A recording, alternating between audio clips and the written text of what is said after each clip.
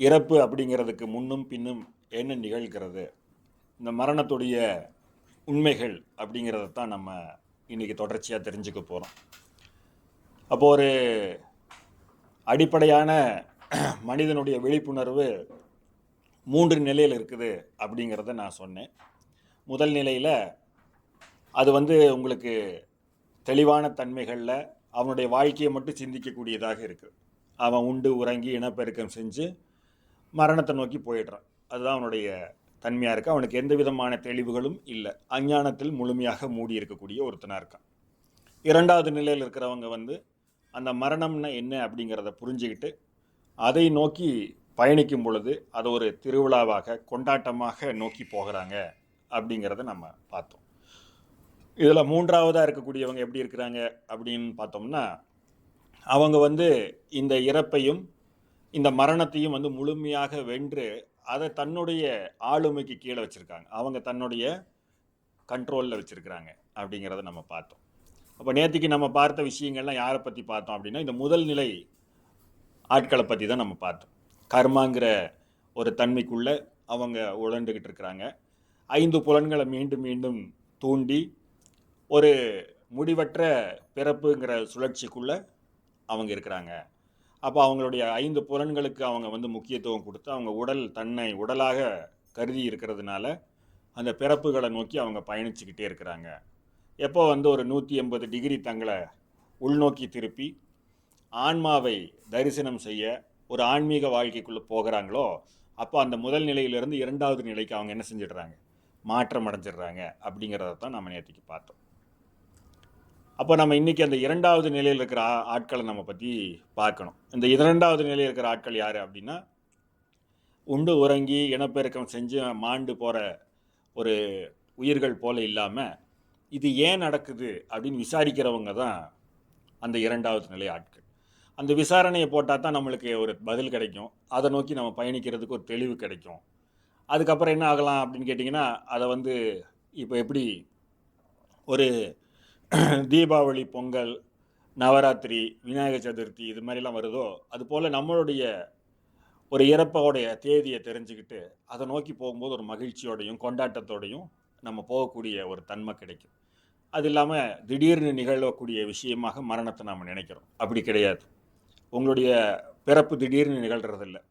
10 மாதம் நம்ம கருவோடு இருந்து நம்ம பிறக்கிறோம். அதே மாதிரி உணவு அப்படிங்கிறது திடீர்னு நடக்கிறது இல்லை. நம்மளே விருப்பப்பட்டு தான் அதை உணவு எடுத்துக்கிறோம், சாப்பிட்றோம். இனப்பெருக்கங்கிறதும் அதே மாதிரி திடீர்னு நிகழ்கிற சமாச்சாரமும் கிடையாது. இது எல்லாத்துக்கும் நம்மளுடைய ஒரு முனைப்பு அங்கே இருக்குது. நம்ம தாயோடைய வயிற்றிலேருந்து வெளியில் வர்றதுக்கே நம்ம ஒரு முனைப்பு செஞ்சோம். அதே போல் தாயோட கருவறையில் உயிராகிறதுக்கே பெரிய முனைப்பெல்லாம் நம்ம செஞ்சோம். ஸோ இப்போ எல்லாத்துலேயுமே ஒரு முனைப்பு இருக்குது. ஆனால் மரணத்துக்கு மட்டும் நம்ம என்ன செய்கிறதில்ல, எந்த ஒரு முனைப்பையும் எஃபர்ட் எடுக்கிறதில்ல. அதுவாக வரட்டும் அப்படிங்கிற மாதிரியான ஒரு தன்மை இருக்குது. ஸோ ஒரு அடிப்படையாக நம்ம உணர்ந்து பார்த்தோம்னா, மரணத்து மேலே ஒரு இறப்புங்கிறது மேலே ஒரு தெளிவான அறிவில்லாமல் நம்ம இறந்து போகிறது அப்படிங்கிறது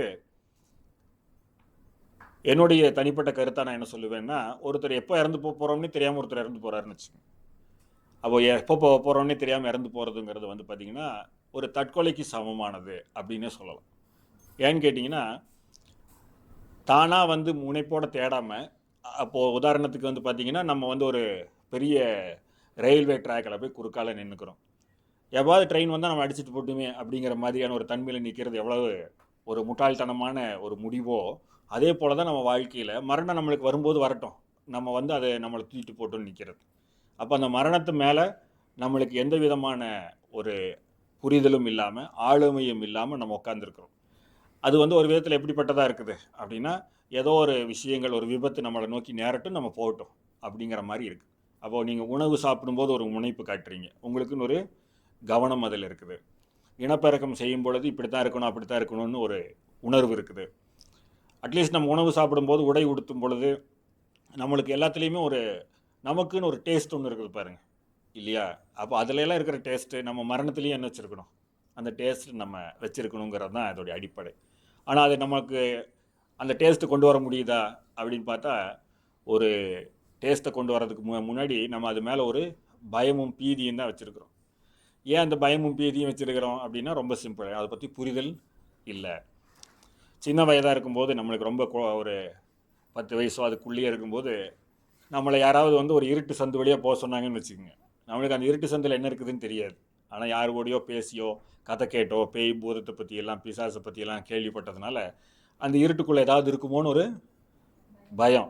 அப்போ நம்ம உள்ளே போகும்போது எல்லாம் நம்ம ஆட்கள் இல்லை, நானும் சரி, எல்லாம் என்ன பண்ணியிருப்போம், பாட்டு பாடிக்கிட்டே போயிருப்போம் இல்லையா. கொஞ்சம் இந்த பாட்டு சத்தத்தை கேட்டாலாவது அந்த பேய் பயந்துக்குதான்னு பார்ப்போம் அப்படின்னு சொல்லி.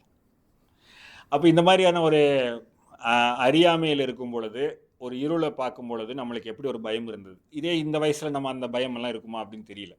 அப்போ நம்ம உள்ளே போகும்போது நம்மளுக்கு எல்லாம் எனக்கு தெரியும், என்ன இருக்குதுங்கிறது தெரியுங்கிற ஒரு தெளிவு நமக்கு வந்துருச்சு. இப்போ அது மேலே நம்மளுக்கு பயம் போயிருச்சு. அதே போல தான் நம்மளுடைய விழிப்புணர்வு வந்து அந்த அறியாமைங்கிற இருளிலிருந்து விலகி வரும் பொழுது அந்த இறப்பை வந்து நம்ம ஒரு முழுமையான கொண்டாட்டமாகவும் ஒரு சந்தோஷமாகவும் நம்ம ஏற்றுக்கொள்ளக்கூடிய தன்மையில் இருப்போம். அப்போ அதை வந்து நம்மளுக்கு புரிய வைக்கிறதுக்கு நம்மளுடைய உபநிஷத்தில் கடோபனிஷத் அப்படின்னு சொல்லக்கூடிய அந்த உபநிஷத் வந்து ரொம்ப தெளிவான விளக்கங்களை நமக்கு கொடுக்குது. அதைத்தான் நான் உங்களுக்கு முன்னாடியே சொல்லியிருந்தேன். இந்த நாசிகேதன் அப்படின்னு சொல்லக்கூடியவன் ஒரு பையன், ஒரு சின்ன பையன். அவங்க அப்பா வந்து ஒரு பெரிய மன்னர். அவர் பேரெல்லாம் வேண்டான்னு வச்சுக்கோங்க. அந்த அளவுக்கு அவர் வந்து பெரிய மன்னராக இருந்தாலும் அவர் என்ன செய்கிறார் அப்படின்னு கேட்டிங்கன்னா, யாகங்கள்லாம் செஞ்சு தான தர்மங்கள்லாம் செய்கிறார். அப்போ அந்த தான தர்மங்கள்லாம் செஞ்சு அவர் எதுக்காக அதெல்லாம் செய்கிறாரு அப்படின்னா, அவர் ரொம்ப அவ்வளோ புண்ணியம் செய்யக்கூடியவரானு இல்லை. அவருக்கு எப்போவுமே இளமையாக இருக்கணும், எப்பொழுதுமே அந்த ராஜ பதவியில் இருக்கணும்.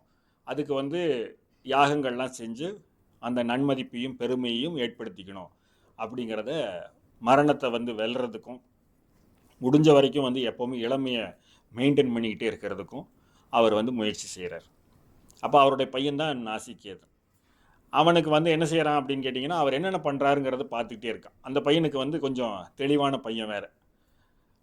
ஸோ இப்படிப்பட்ட ஒரு மகாராஜாவாக இருந்தாலும் அவருக்கு இந்த மாதிரி ஒரு விபத்துக்கள் நடக்கிறது ஒன்று இல்லையா, ஒரு அறிவோடு ஒரு பையன் பிறந்துட்டான்.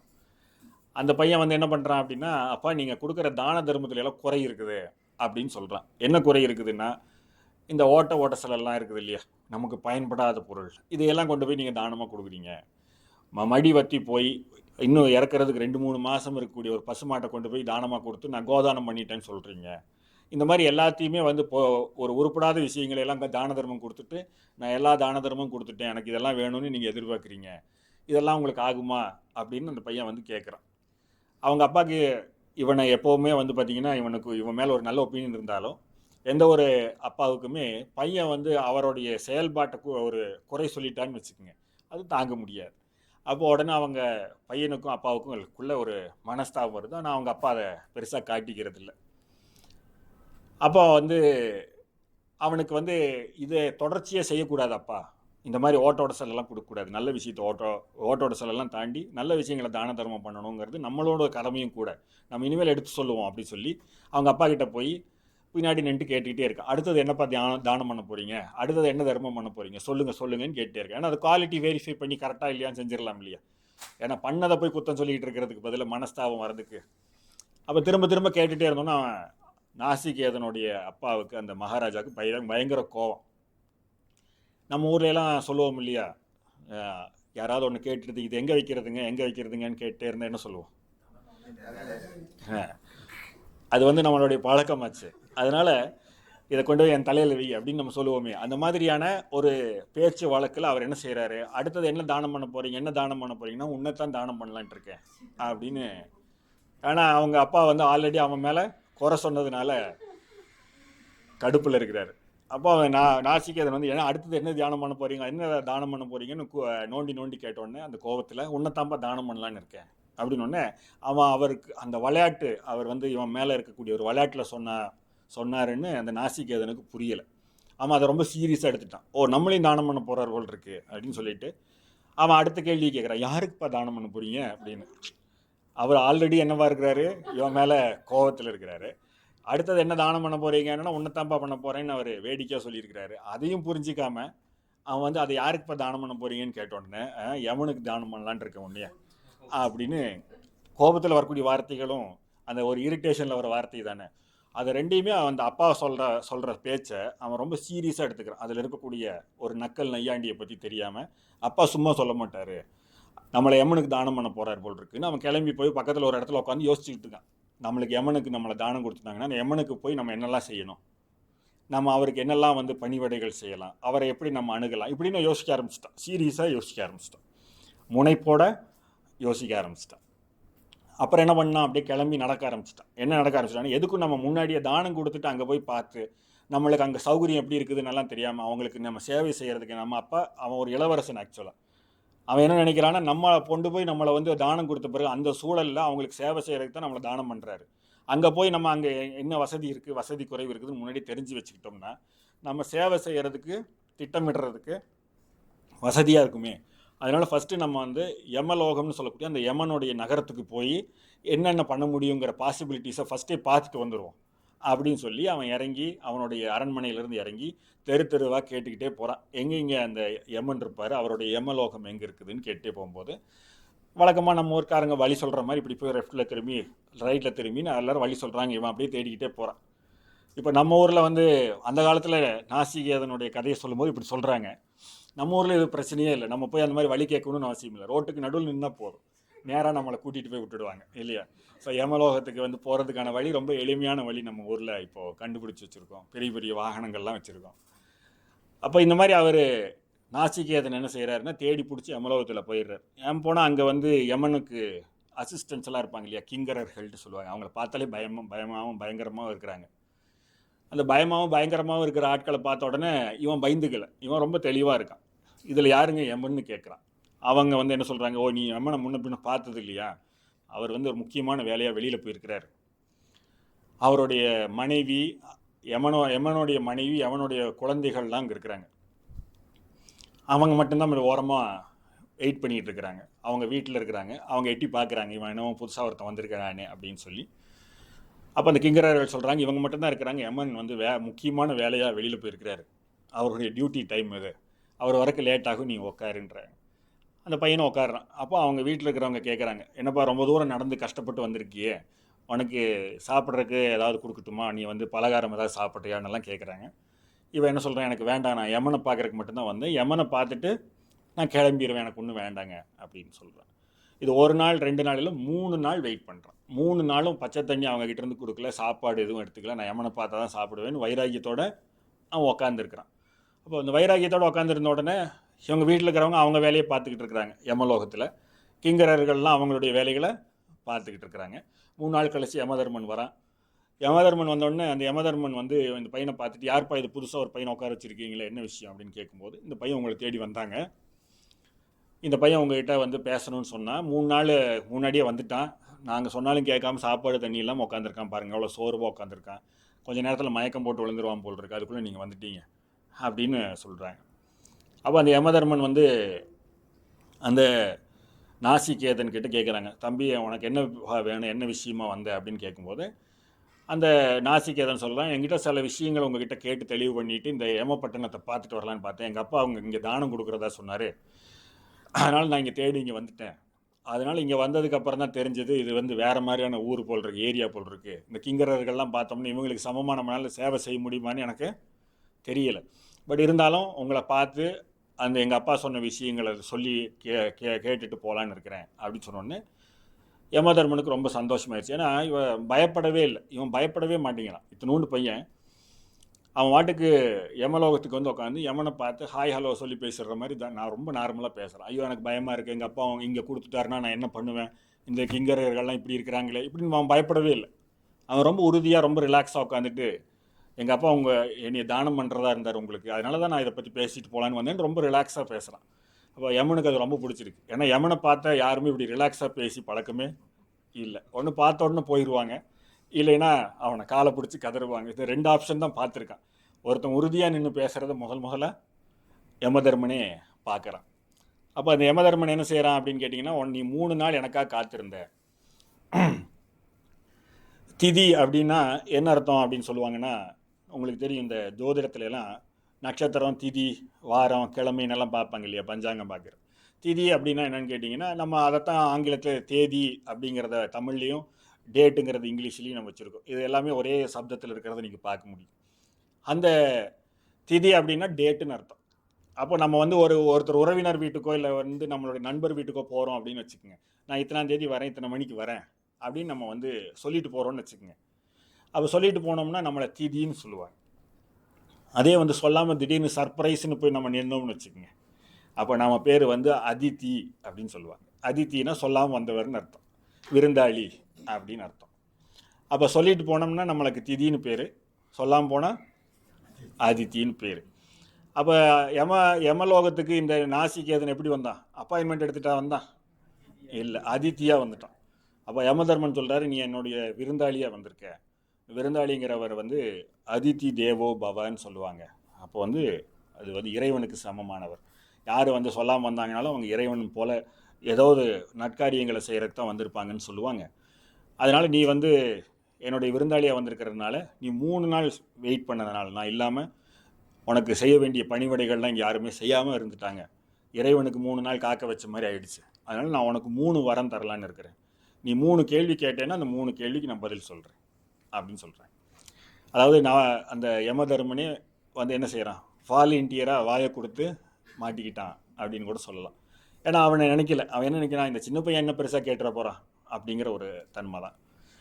அப்போ அந்த பையன் வந்து 3 கேள்வியை கேட்குறான். அந்த 3 கேள்வியும் முன்னாடியே உங்களுக்கு சொல்லிடுறேன். அப்போ அந்த பதில் வந்து யமன் என்ன சொல்லியிருப்பார் அப்படிங்கிறத நம்ம அடுத்தது டிஸ்கஸ் பண்ணுவோம். முதல் கேள்வி என்ன சொல்கிறான் அப்படின்னு கேட்டிங்கன்னா, நான் வந்து எங்கள் அப்பா கிட்டேருந்து கிளம்பி வந்து இங்கே ரொம்ப நாள் ஆச்சு. நான் என்ன நினச்சேன், எங்கள் அப்பா ரொம்ப சீரியஸாக சொல்லியிருக்கிறாரு போல் இருக்குன்னு நினச்சி தெரியாமல் இங்கே வந்துட்டேன். இங்கே வந்து 3 நாள் உட்காந்து யோசிக்கும் போது தான் தெரிஞ்சது அவர் விளையாட்டுக்கு சொல்லியிருக்கிறாரு. அவர் முதல்ல யாருக்காவது இந்த யமனுக்கு தானம் பண்ணியிருந்தால் அந்த பொருளெல்லாம் இங்கே இருக்கும் இல்லை, அதையெல்லாம் செக் பண்ணி பார்க்கும்போது இல்லை. அப்புறம் தான் தெரிஞ்சது அவர் விளையாட்டுக்கு சொல்லியிருக்கிறாருன்னு. அதனால் என்னுடைய முதல் வரம் என்ன வேணும் அப்படின்னு கேட்டால், நான் இப்போ திரும்ப சேஃபாக எங்கள் அப்பா கிட்டேயே போகணும். எங்கள் அப்பாவுக்கு இது நடந்ததெல்லாம் ஞாபகம் இல்லாத அளவுக்கு என்னை சகஜமாக அவர் ஏற்றுக்கணும். ஏன்டா என்னை விட்டு போனேன், நான் சொன்னால் நீ இப்படி கிளம்பி போயிடுவேன்னு போய் சண்டை எல்லாம் எனக்கும் அவருக்கும் உறவு இல்லை, சிக்கல் வரக்கூடாது. நான் இப்போ அங்கே இருக்கும்போது எப்படி சந்தோஷமாக இருந்தேனோ அதே மாதிரி என்னை கொண்டு வந்து அங்கே இறக்கி விட்டுருங்க அப்படின்னு சொல்கிறார். அப்போ நாசிகேதன் சொன்னோன்னே அவருக்கு யமதர்மன் வந்து இதெல்லாம் ஒரு பெரிய விஷயமா, உனக்கு இந்த வரம் தந்தேன் அப்படின்னு சொல்லிட்டார். அதனால் அதில் ஒன்றும் பெரிய டிஸ்கஷனே இல்லை. 2வது கேள்வி என்ன கேட்குறாருன்னு அப்படின்னு கேட்டிங்கன்னா, இந்த சொர்க்கம் நரகம்னு எல்லாம் நிறைய விஷயங்களெல்லாம் சொல்கிறாங்க. யமதர்மன் வந்து உயிர் எடுத்துகிட்டு போய் இந்த இடத்துல எல்லாம் போட்டுருவாங்க நம்மளுடைய பாவ புண்ணியத்துக்கு ஏற்ற மாதிரினெல்லாம் நான் கேள்விப்பட்டிருக்கேன். இந்த இறப்புக்கு அப்புறம் இந்த மாதிரியான சொர்க்கத்தை அடையிறதுக்கு நம்ம என்ன செய்யணும் அப்படின்னு நாசிகேதன் கேட்குறேன். இதை கேட்ட உடனே இப்போ நான் உயிரோடு இங்கே வந்துட்டேன், இப்போ திரும்பியும் போகிறேன். பட் என்றைக்காவது ஒரு நாள் நான் இறந்து போனதுக்கப்புறம் இந்த சொர்க்கத்தை அடையணும் அப்படின்னா அதுக்கு நான் என்ன ப்ராசஸ் பண்ணணும், நான் என்னெல்லாம் அதுக்கு செஞ்சால் இதை நான் அடைய முடியும் அப்படின்னு கேட்டோன்னே யமதர்மன் வந்து உடனடியாக அதுக்கு பதில் சொல்லலை. அவர் என்ன சொல்கிறார், இதெல்லாம் வந்து ரொம்ப பாதுகாக்கப்பட வேண்டிய விஷயத்தை நீ சர்வசாதாரணமாக கேட்டுட்ட, ஸோ இதை வந்து நான் உடனடியாக பதில் சொல்ல முடியாது அப்படின்னு சொல்கிறார். அடுத்தது 3வது கேள்வி நாசிகேதன் என்ன கேட்குறான் அப்படின்னு கேட்டிங்கன்னா, இறப்புக்கு அப்புறம் ஒரு லைஃப் இருக்குதுன்னு சொல்கிறாங்க, இறப்புக்கு அப்புறமும் ஒரு பயணம் இருக்குதுன்னு சொல்கிறாங்க. அந்த பயணம்ங்கிறது என்ன, அந்த பயணத்தில் வந்து நம்ம முழுமையான இறைத்தன்மை அடையிறதுக்கு நம்ம என்ன செய்யணும் அப்படின்னு கேட்குறாங்க. இந்த 2வது கேள்வியை என்னால் பதில் சொல்ல முடியாது. இந்த 3வது கேள்வி டோட்டலி அவுட் ஆஃப் சிலபஸ், அதனால் நீ வேறு ஏதாவது கேளு அப்படின்னு சொல்லிட்டார். அப்போ நாசிகேதன் சொல்கிறேன், நீங்கள் என்ன வேணாலும் சொல்லுங்கள், ஆனால் எனக்கு இந்த 2 கேள்விக்கான பதில் தெளிவாக வேணும். அப்போ நாசிகேதன் கேட்ட அந்த 3 கேள்வியில் முதல் கேள்வி வந்து நம்மளுக்கே தெளிவாயிடுச்சு. போன மாதிரியே திரும்பி வீட்டுக்கு வந்து எதுவும் தெரியாத மாதிரி நான் உட்காந்துக்கணும்னு அவன் கேட்குறான். 2வது கேள்வி என்ன கேட்குறான், இந்த சொர்க்கத்தை அடையிறதுக்கு, இந்த மாதிரியான ஒரு மேம்பாட்ட உலகத்தை அடையிறதுக்கு என்ன செய்யணும் அப்படிங்கிறதும், இறப்புக்கு அப்புறம் ஒரு வாழ்க்கை இருக்குது, அது வந்து இறைவனை நோக்கி போகக்கூடிய வாழ்க்கையாக இருந்துச்சுன்னா அதை அடையிறதுக்கு நம்ம என்ன செய்யணும், அதுக்கான மார்க்கம் என்ன அப்படின்னு கேட்குறோம். அதாவது மார்க்கம் என்னன்னு கேட்டால் இப்போ வந்து பார்த்திங்கன்னா சொர்க்கத்துக்கு போகிறது யமலோகத்துக்கு போகிறதுங்கிறதெல்லாம் இல்லாமல் இதை பைபாஸ் பண்ணி போகிறது எப்படிங்கிறத யார்கிட்ட கேட்குறான், யமன்கிட்டயே டைரெக்டாக கேட்குறான். ஸோ இதை சொல்லிட்டாருன்னா அவருக்கு ஜாப் இல்லை, சிம்பிளாக சொல்ல போனோம் அவருக்கு வேலையே இல்லை. அதுதான் நாசிகேதன் அவர் பார்க்குற கடைசி மீட்டிங்காக இருக்கும். அந்த மார்க்கத்தை அவன் தெரிஞ்சுக்கிட்டான்னு வச்சுக்கோங்க, இந்த ரூட் மேப் கிடச்சிருச்சுன்னா அப்படி போயிடுவோம். அப்போ அவர் வந்து யமதர்மன் வந்து என்ன செய்கிறார் அப்படின்னு கேட்டிங்கன்னா, ரொம்ப டீட்டெயில்டாக அந்த கடோபனிஷத்தில் விளக்கப்படுது. என்ன டீட்டெயிலாக விளக்குறாரு அப்படின்னு கேட்டால், ஃபஸ்ட்டு வந்து நாசிகேதனை வந்து அசைச்சு பார்க்குறார். என்ன அசைச்சு பார்க்குறாரு அப்படின்னு கேட்டிங்கன்னா, இந்த தேவலோகத்தில் இருக்கக்கூடிய, அதாவது யமலோகம்ங்கிறதும் தேவலோகத்தில் இருக்கிற ஒரு டிபார்ட்மெண்ட்டு தானே, அவர் என்ன சொல்ற, இந்த தேவலோகத்தில் இருக்கிற எல்லா அழகிகளையும் உனக்கு தரேன், என்றைக்குமே வற்றாத பால் கொடுக்கக்கூடிய பசுக்களையும் எல்லா விதமான விலங்கினங்களையும் நீ நினைக்கும் பொழுது எல்லாம் பெருகிற மாதிரியான தன்மைகளில் உனக்கு நான் கொடுக்குறேன், உனக்கு வந்து எப்போவுமே தீராத செல்வத்தை எல்லாம் கொடுக்குறேன், இதையெல்லாம் வச்சுக்கோ, இந்த கேள்வி மட்டும் என்கிட்ட கேட்காது அப்படின்னு சொல்கிறார். அதாவது நம்ம ஊரில் நடக்கிற விஷயமே தான். என்னென்னா, யாராவது கேள்வி கேட்டாங்கன்னா அவங்களுக்கு கொடுக்க வேண்டியதை கொடுத்து சரி பண்ணிட்டோம்னா கேள்வி கேட்க மாட்டாங்க இல்லையா? ஸோ அதுதான் அடிப்படையான விஷயம். அது எமனே ஃபாலோ பண்ணியிருக்கிறார். அப்போ அந்த எமன் கிட்ட வந்து அந்த நாசிகேதன் இதெல்லாம் கேட்குறாரு. அவர் வந்து நான் சொன்னது ரொம்ப சுருக்கி சொன்னேன். எமன் வந்து அதை ரொம்ப டீட்டெயிலாக சொல்கிறார். படிக்கும் போதோ இல்லை கடவுபனிஷத்தை கேட்கும் பொழுதோ நமக்கே ஆசை வந்துடும், நாசிகேதன் வந்து பேசாமல் இதேவே ஓகே சொல்லியிருக்கலாமே அப்படிங்கிற அளவுக்கு அந்த யமதர்மன் வந்து ரொம்ப சிறப்பான விஷயங்கள் எல்லாம் கொடுக்குறார். அப்போ அதெல்லாம் கொடுக்கும் போதெல்லாம் அதெல்லாம் எனக்கு வேண்டாம், இதெல்லாம் நான் அனுபவிக்கணும்னா, நீங்கள் கொடுக்கக்கூடிய அந்த ஆவினங்களுடைய பாலை நான் சுவைக்கணும்னா எனக்கு நாக்கு இருக்கணும், அந்த பெண்களையெல்லாம் நான் வந்து சந்தோஷமாக வச்சுருக்கணும்னா எனக்கு இந்த உடம்பு இருக்கணும், என்றைக்காவது ஒரு நாள் இதெல்லாம் கொடுத்துட்டு நீங்கள் எல்லாத்தையும் வாரி வலிச்சுட்டு போயிட்டீங்கன்னா, என்னோடய உடம்பை தூக்கிட்டு போயிட்டீங்கன்னா, இதெல்லாம் வச்சுட்டு நான் என்ன பண்ணுறது? அப்போ அதை அவன் ரொம்ப தெளிவாக சொல்கிறான், எனக்கு வந்து நிலையானதை பற்றின தகவலை கொடுங்க, இந்த நிலையற்ற டெம்பரரியாக இருக்கக்கூடிய சந்தோஷத்தை பற்றின விஷயங்களும் எனக்கு கொடுக்காதீங்க. இது நீங்கள் எனக்கு ஏதோ காரணத்துக்காக தான் சொல்கிறீங்கன்னு தெரியும், ஆனால் அதை பற்றி எனக்கு கவலை இல்லை, எனக்கு நிரந்தரமான சந்தோஷம் சொர்க்கத்தில் கிடைக்குமா இருந்தால் அந்த சொர்க்கத்துக்கு போகிற மார்க்கத்தை மட்டும் எனக்கு சொல்லுங்கள், எனக்கு நீங்கள் வந்து இந்த டெம்பரரியான சந்தோஷம், டெம்பரரி சொர்க்கம் வேண்டாம், எனக்கு பர்மனன்ட் சொர்க்கம் தான் வேணும்னு நாசிகேதன் கேட்குறான். ஓ யமன் பாய்கிறாரு, இவ்வளவு சொல்லியும் அசைய மாட்டேங்கிறானே, சரி வேறு வழியில் இவனுக்கு சொல்லிடுவோம் அப்படின்னு சொல்லி அவன் என்ன சொல்கிறாருன்னா, இந்த லோகங்கள்லாம் எப்படிப்பட்ட லோகங்கள் இருக்குதுன்னு அவர் விளக்குறார்.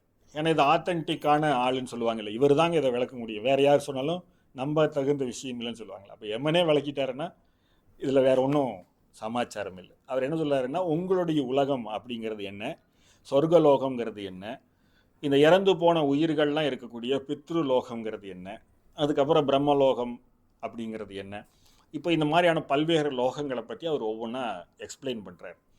அவர் எக்ஸ்பிளைன் பண்ணும்போது அவர் என்ன சொல்கிறாருன்னா, உங்களுடைய புத்தின்னு ஒன்று இருக்குது பாருங்க, உங்களுடைய அடிப்படையான புத்தி, மனிதனுக்கு வந்து ஒரு புத்தி இருக்குது, ஒரு யோசனை இருக்குது, அவன் மனசு இருக்குது பாருங்கள், இதுதான் இந்த உலகத்துடைய காட்சி, அதில் தான் நீங்கள் வசிக்கக்கூடிய பூலோகமாக இருக்குது அப்படிங்கிறார். அப்போ நீங்கள் உங்கள் புத்தியிலிருந்து என்ன பார்க்குறீங்களோ அதுதான். ஆனால் உண்மையாகவே இது இருக்குதா அப்படின்னா, உங்களுடைய புத்தி என்ன சொல்லுதோ அதுதான் நீங்கள் பார்த்துக்கிட்டு இருக்கீங்க. இது உண்மையாக இருக்குதா இல்லையான்னு தெரியாது. சில மனநலம் பாதிக்கப்பட்டவங்களாக இருந்தால் அவங்களுக்கு வெவ்வேறு உருவங்கள்லாம் தெரியுதுன்னு வேறு சொல்கிறாங்க. அப்போ அது உண்மையாக இல்லையான்னு நமக்கு தெரியாது இல்லையா? அப்போ இந்த மாதிரி வந்து ஒரு புத்தியின் மூலமாக உருவாக்கப்பட்ட உலகத்தை பூலோகம் அப்படின்னு நம்ம சொல்கிறோம் அப்படிங்கிறாங்க.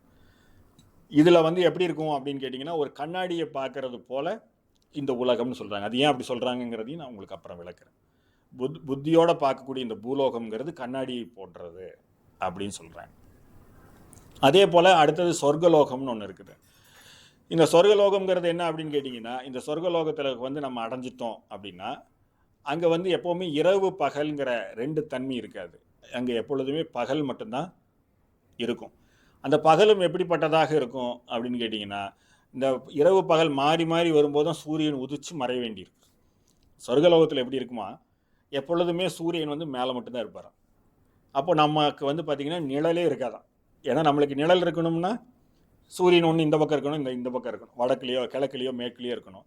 அவர் உச்சியிலேயே இருந்தாருன்னா நம்மளுக்கு என்னவா இருக்காதுங்க, நிழல் இருக்கிறதுக்கு சாத்தியம் இல்லை. அப்போ எப்பொழுதுமே இடையிறாத ஒரு வெளிச்சத்தோட ஒரு முழுமையான தன்மை அதில் இருக்கும் அப்படின்னு சொல்கிறார். அடுத்தது வந்து பார்த்திங்கன்னா, அங்கே இருக்கிறவங்க வந்து கண் சிமிட்டவே மாட்டாங்களாம். ஏன் கண் சிமிட்ட மாட்டாங்க அப்படின்னா, அவங்களுக்கு சுவாசம் இருக்காது அப்படின்னு அர்த்தம். நீங்கள் ஏன் கண் சிமிட்டுறீங்க அப்படின்னா, உங்கள் சுவாசத்தினால தான் கண் சிமிட்டுறீங்க. ஒரு உள் சுவாசம் வெளி சுவாசம் போகும்போது ஒரு எண்ணம் வரும். அந்த ஒரு எண்ண அலைகள் வந்ததுக்கப்புறம் அதை கவுண்டர் பண்ணுறதுக்கு, அதாவது அக்னாலேஜ் பண்ணுறதுக்கு ஒரு முறை நீங்கள் கண்ணை மூடி திறப்பீங்க. அப்போ இந்த மாதிரி வந்து எண்ண அலைகள் நம்மளுக்கு வரணும் அப்படின்னா நம்மளுக்கு யோசனைகள் இருக்கணும், புத்தி வேலை செய்யணும். பூலோகத்தில் தானே புத்தி வேலை செய்யும். சொர்க்கலோகத்தில் போய் அங்கே புத்தி வேலை செய்ய வேண்டிய அவசியம் என்ன அப்படின்னா இல்லை. நம்மளுக்கு எல்லா விதமான சுகங்களும் அங்கே கிடைக்கும். நம்மளுக்கு எல்லா விதமான முழுமையும் அங்கே இருக்கும். யோசித்து அதை அடைய வேண்டிய அவசியமெல்லாம் நம்மளுக்கு ஒன்றும் இல்லை. அப்போ நம்மளுக்கு அங்கே சுவாசம் இருக்காது, கண் சிமிட்டுதல் இருக்காது, நிழல் இருக்காதுன்னு நம்மளுடைய பூலோகத்தில் என்னென்ன இருக்கோ அதெல்லாம் அங்கே இருக்க வேண்டிய அவசியமே இல்லை. இப்போது நீங்கள் இப்படி யோசித்து பார்த்தீங்கன்னா தெரியும், இப்போ சொர்க்கலோகத்தில் நம்ம எப்படி இருப்போம் அப்படின்னா, நீங்கள் ஆழ்ந்த தூக்கத்தில் உங்களுக்கு ஒரு கனவு வருது, ஒரு ட்ரீம் வருது, ஓகேங்களா? என்னைக்காவது உங்களுடைய கனவில் நீங்கள் உங்களுடைய நிழலை பார்த்துருக்குறீங்களா? இங்கே கண்டிப்பாக பார்த்துருக்க மாட்டீங்க. காரணம் என்னன்னு கேட்டிங்கன்னா, ஒரு விதத்தில் நீங்கள் கனவு உலகத்தில் எங்கே இருப்பீங்க? சொர்க்கத்தில் தான் இருப்பீங்க. உங்களுடைய முழுமையான ஆளுமையில் இருப்பீங்க. அங்கே உங்களுக்கு நிழல் இருக்காது, நீங்கள் கண் சிமிட்டி இருக்க மாட்டீங்க, நீங்கள் சுவாசமெல்லாம் எடுத்துறதை பற்றி உங்களுக்கு அறிவு இருக்காது. அது ஆனால் விழித்து புத்தியோட அறிவு வந்த பிறகு நம்ம எங்கே இருக்கிறோங்கிறது அந்த கனவுலேருந்து நீங்கள் வெளியில் வந்ததுக்கப்புறம் இதெல்லாம் இருக்கும். அப்போ ஒரு கனவு உலகம் போல் நம்மளுக்கு வந்து ஒரு கலங்கலான, இப்போ கனவுலேருந்து வந்துட்டால் அந்த டீட்டெயில்ஸ் ஃபுல்லாக நம்மளுக்கு தெரியாது. ஓரளவு தான் நம்மளுக்கு என்னவாக இருக்குங்க, அது நல்ல கனவாக இருந்தாலும் கெட்ட கனவாக இருந்தாலும் நம்மளுக்கு ஓரளவு தான் அதை பற்றின டீட்டெயில்ஸ் தெரியுமே தவிர டீப்பராக நம்மளால் அதை ரீகால் பண்ண முடியாது. அப்போ இந்த கனவு உலகம் அப்படின்னு சொல்லக்கூடிய தன்மையில் தான் இந்த சொர்க்கம் இருக்கும். அது வந்து உங்களுக்கு விருப்பப்படக்கூடிய விஷயங்களை செய்ய முடியும். நீங்கள் வந்து விருப்பப்படக்கூடிய விஷயம்னா உங்களுடைய ஆளுமைக்கு இது முடியும் முடியாதுங்கிற அந்த எதுவுமே இல்லை. இப்போ நீங்கள் கனவுல திடீர்னு நீங்கள் உங்களால் பறக்க முடியும், கனவுல திடீர்னு நீங்கள் கீழே விழுக முடியும், கனவுல நீங்கள் முடிஞ்ச வரைக்கும் வந்து வேகமாக ஓட முடியும். ஸோ இதெல்லாம் வந்து எந்த கட்டுப்பாடுகளாவது இருக்கா அப்படின்னா இல்லை. ஆனால் இது பூலோகம்னு சொல்லக்கூடிய நம்மளுடைய புத்திக்குள்ளே வந்ததுக்கப்புறம் நம்மளுக்கு இதெல்லாம் ஒரு பெரிய ரெஸ்ட்ரிக்ஷனாக மாறிடுது. அப்போ இந்த சொர்க்கலோகம்ங்கிறது கனவு போல் கலங்களாக தெரியக்கூடிய ஒரு விஷயம். இப்போ புத்திங்கிறது வந்து பார்த்திங்கன்னா கண்ணாடி போலன்னு சொன்னேன். இந்த சொர்க்கலோகம் அப்படிங்கிறது வந்து பார்த்திங்கன்னா இந்த கலங்களான ஒரு நீரோடையில் நம்ம முகத்தை பார்த்தா எப்படி இருக்கும், அந்த மாதிரியான ஒரு தன்மையில் தான் இந்த சொர்க்கலோகம் இருக்கும் அப்படிங்கிறத நம்ம கனெக்ட் பண்ணிக்கலாம். மூணாவதாக இருக்கக்கூடியது வந்து பார்த்திங்கன்னா பித்ருலோகம். இப்போ நீங்கள் நினைக்கலாம் சொர்க்கலோகத்துக்கும் மேலே இருக்குதா அப்படின்னு. மேலெல்லாம் இல்லை, இது ஒரு பேரலல் வேர்ல்டு, அது ஒரு பேரலல் வேர்ல்டு. அந்த பித்ருலோகம் அப்படிங்கிறது என்னென்னு கேட்டிங்கன்னா நம்மளுடைய ஒரு வெயிட்டிங் ஹால் அப்படின்னு கூட நம்ம சொல்லலாம். என்ன வெயிட்டிங் ஹால் அப்படின்னா நம்மளுடைய கர்மாவின் காரணமாக, நம்ம கர்மா சத்கர்மான்னு பேசணும், நிறைய சத்கர்மா செய்ய செய்ய செய்ய சத்கர்மா அதிகமாக அதிகமாக நம்ம சொர்க்கலோகத்துக்கு போகிறோம். நம்ம வந்து கர்மா ஜாஸ்தியாக ஜாஸ்தியாக நம்ம பித்ருலோகத்துக்கு போகிறோம். இங்கே நரகம்ங்கிற சப்ஜெக்டெல்லாம் ஒன்றும் கிடையாது. ஏன்னா நம்ம நேற்றுக்கே உங்களுக்கு சொன்னோம், நம்மளை நல்வழிப்படுத்துறதுக்காக தான் அதெல்லாம் சொல்லியிருக்காங்களே தவிர அந்த மாதிரி எதுவும் இல்லை. ஏன்னா நம்ம அந்த உடம்பை இங்கே விட்டுட்டு அதை அவங்க எரியூட்டி எல்லாம் முடிச்சிருவாங்க.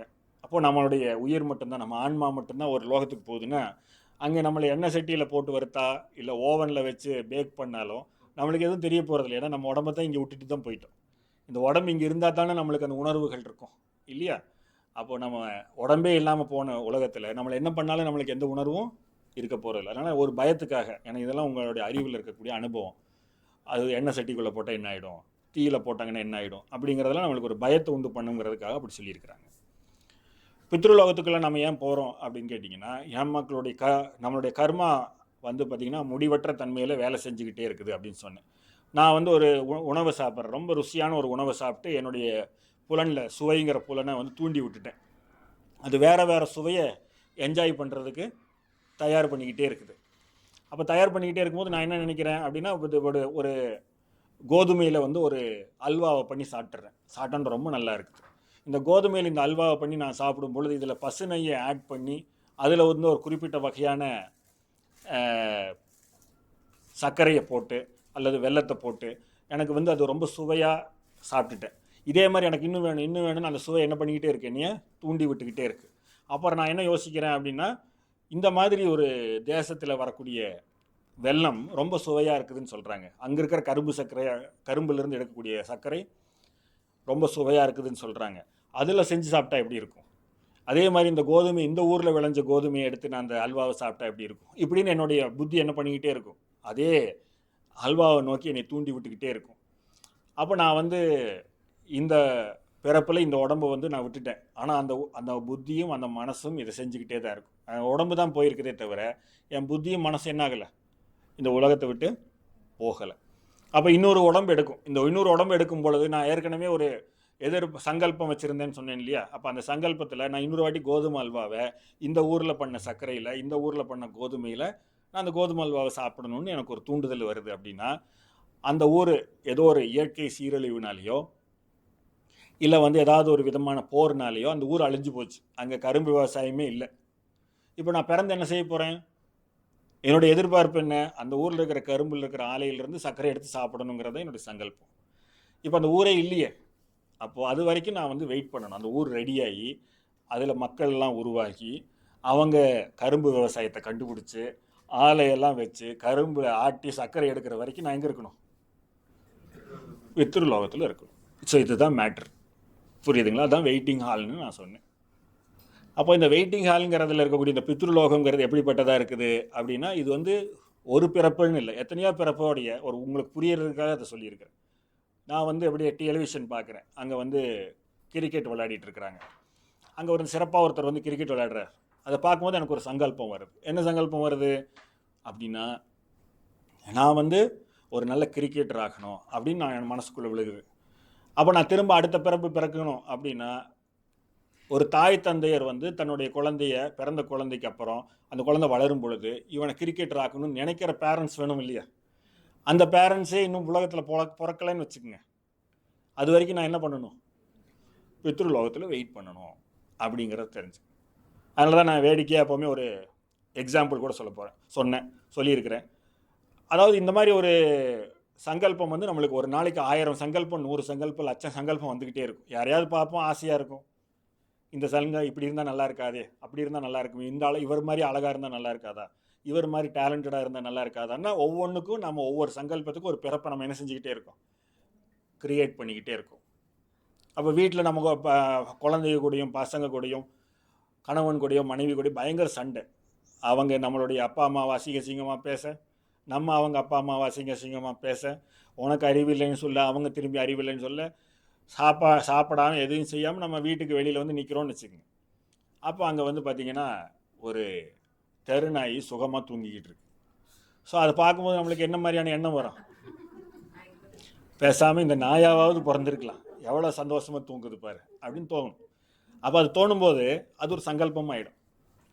அப்போ அந்த சங்கல்பம் ஆகிடுச்சுன்னா அப்போ அதுக்கான ஒரு பிறப்பை நம்ம பிறக்க வேண்டிய அவசியம் ஏன்னா நம்ம ஆசைப்பட்டது தானே. கடவுள் வந்து என்றைக்குமே வேண்டான்னே சொல்ல மாட்டார். நீங்கள் என்னென்ன ஆசைப்படுறீங்களோ அதை எல்லாத்தையும் அவர் தந்தேன்னு தான் சொல்ல போகிறார். ஆனால் நீங்கள் என்ன நினைக்கிறீங்கிறது உங்கள் பிரச்சனை. அவர் எதையுமே இது நல்லது கெட்டதுன்னு சொல்கிறதில்லை. அப்போ அந்த சங்கல்பம் உள்ளே வந்ததுக்கப்புறம் உதாரணத்துக்கு இந்த மாதிரி சிங்கப்பூர் மாதிரியான ஒரு ஊரில் நம்ம போய் அந்த நாயாக பிறந்து நம்ம தெருவில் உலா வந்து நிம்மதியாக தூங்க முடியுமான்னா முடியாது. இங்கே அதுக்கான சட்டத்திட்டங்கள் இல்லை. அப்போ நம்ம என்ன பண்ணணும்? இங்கே சட்டத்திட்டங்கள் மாறுற வரைக்குமோ இல்லை வேறு ஊரில் வந்து இந்த மாதிரியான டெவலப்மெண்ட் ஆனதுக்கப்புறம், சிங்கப்பூர் மாதிரி ஆனதுக்கப்புறம் அங்கே தெருநாய் அனுமதிக்கக்கூடிய சட்டங்கள் வர வரைக்கும் நம்ம பித்ருலோகத்தில் உட்காந்துருக்க வேண்டியதுதான். அப்போ நம்ம இந்த மாதிரி காலையிலேருந்து மாலை வரைக்கும் நம்ம நினச்சிக்கிட்டே இருக்கிற விஷயத்தில் இப்போ பாசிபிலிட்டிஸ் என்ன, இப்போ இருக்கக்கூடிய ஏரால என்ன நடக்கணும், இப்போ என்ன பாசிபிலிட்டிஸ் இருக்குங்கிறத பொறுத்து தான் நம்ம என்ன செஞ்சுக்கிட்டே வரோம்? பிறப்பை வந்து உருவாக்கிக்கிட்டே வரோம். அந்த பிறப்பு நடக்க முடியாத சூழல் வரும் பொழுது நம்ம அந்த பித்ருலோகத்தில் வெயிட் பண்ண வேண்டிய அவசியம் இருக்குது. அப்போ நான் வந்து சொன்னேன், நம்ம ஊர் வந்து புத்தியோடு இருக்கக்கூடிய இந்த பூலோகம் அப்படிங்கிறது கண்ணாடி போல் அப்படின்னு நான் சொன்னேன். அதே போல் நம்ம வந்து சொர்க்கலோகம்ங்கிறது நீர் போல் கலங்கலான ஓடக்கூடிய நீரில் நம்ம முகம் பார்த்தா எப்படி இருக்குமோ அப்படி இருக்கும்னு சொன்னேன். இந்த பித்ருலோகம் இருக்குது பாருங்கள், இந்த பித்ருலோகம்ங்கிறதுல வந்து ஒரு எண்ணெயை வந்து நம்ம முகம் பார்த்தா எப்படி இருக்குமோ அந்த மாதிரியான தன்மையில் தான் நம்மளுக்கு ஒரு கிளாரிட்டி இருக்கும். அங்கே போனால் நம்ம யோசனை பண்ணி இப்போ நம்ம கண்ணு காது மூக்கெல்லாம் தெளிவாக தெரியுது இல்லையா? சுற்றி இருக்கிற எல்லா விஷயமும் தெரியுது. பார்த்திங்கன்னா கண்ணாடியில் பார்த்தாலும் இதே மாதிரி தான் தெரியுது, நேரில் பார்த்தாலும் இந்த மாதிரி தான் தெரியுது. அப்போது நம்மளுக்கு பூலோகத்தில் இருக்கக்கூடிய விஷயங்கள் இவ்வளோ பிரத்யட்சமாக இருக்கும். அதே சொர்க்கலோகத்துக்கு போனால் ஓடக்கூடிய தண்ணீரில் பார்க்குற மாதிரி ஒரு ட்ரீமில் பார்க்குற மாதிரி தான் நமக்கு இருக்கும். பித்ருலோகத்துக்கு போனோம்னா அங்கே வந்து பார்த்திங்கன்னா உங்களுக்கு வந்து ஒரு எண்ணெயில் இந்த இமேஜ் எல்லாம் பார்த்தா எப்படி ஒரு தன்மையில் இருக்குமோ அந்த மாதிரி ரொம்ப கலங்கலான ஒரு வேரியேஷன்ஸ் தான் இருக்கும். இதெல்லாம் யார் சொல்லிகிட்டு இருக்கிறாங்க? யமதர்மன் வித்தியாசங்களை சொல்லிகிட்டு இருக்கிறாங்க. அப்போ அவர் என்ன சொல்கிறாரு அப்படின்னா, இதுக்கு நிறைய யாகங்கள் இருக்குது, இந்த யாகங்களெல்லாம் எப்படியெல்லாம் பண்ணால் இந்தந்த லோகத்துக்கு நம்ம போகும்போது முன்னாடியே ப்ரிப்பேர்டாக போகலாம் அப்படின்னு சொல்கிறார். அதனால் நம்மளுடைய கலாச்சாரம் என்னவாக இருந்துச்சுன்னா மரணத்தை பார்த்து பயப்படக்கூடிய கலாச்சாரமாக இல்லை. என்னவாக இருக்குது அப்படின்னு கேட்டிங்கன்னா, இப்போ எப்படி நான் ஒரு விஷயத்தை ஒரு ஆரோக்கியத்தை அடையிறதுக்கு நான் வந்து தன்வந்திரி யாகம் பண்ணுறேன், பொருளாதாரத்தை அடையிறதுக்கு ஒரு குபேர யாகம் பண்ணுறனோ அந்த மாதிரி மரணத்தை அடையிறதுக்கு சில பேர் என்ன செஞ்சுருக்கிறாங்க, மரணத்துக்கு அப்புறம் ஒரு வாழ்க்கையை சிறப்பாக செய்கிறதுக்காக ஒரு யாகங்கள்லாம் செஞ்சுருக்கிறாங்க. அப்போ எந்த அளவுக்கு அவங்க ஒரு தன்னிறைவாக இருந்தாங்கன்னா அதை செஞ்சுருப்பாங்க. ஒரு ஃபுல்ஃபீல்டு லைஃப் இருந்தால் தானே அதை பற்றி யோசிக்க முடியும் இல்லையா? அப்போ வந்து அதுக்கு என்னென்ன யாகங்கள் பண்ணணும் அப்படின்னு சொல்லி ஒரு லிஸ்ட் ஆஃப் யாகங்களையே யமதர்மன் வந்து நாசிகேதனுக்கு விளக்குறார். அப்புறம் அதில் ஒரு குறிப்பிட்ட யாகத்தை சொல்லிட்டு, இந்த யாகத்துக்கு இனிமேல் நான் வந்து உன் பேரே வைக்கலான்ட்டு இருக்கிறேன், அதனால் இது பேர் நாசிகேத யாகம்னு வச்சுக்கலாம் அப்படின்னு அவர் சொல்கிறார்.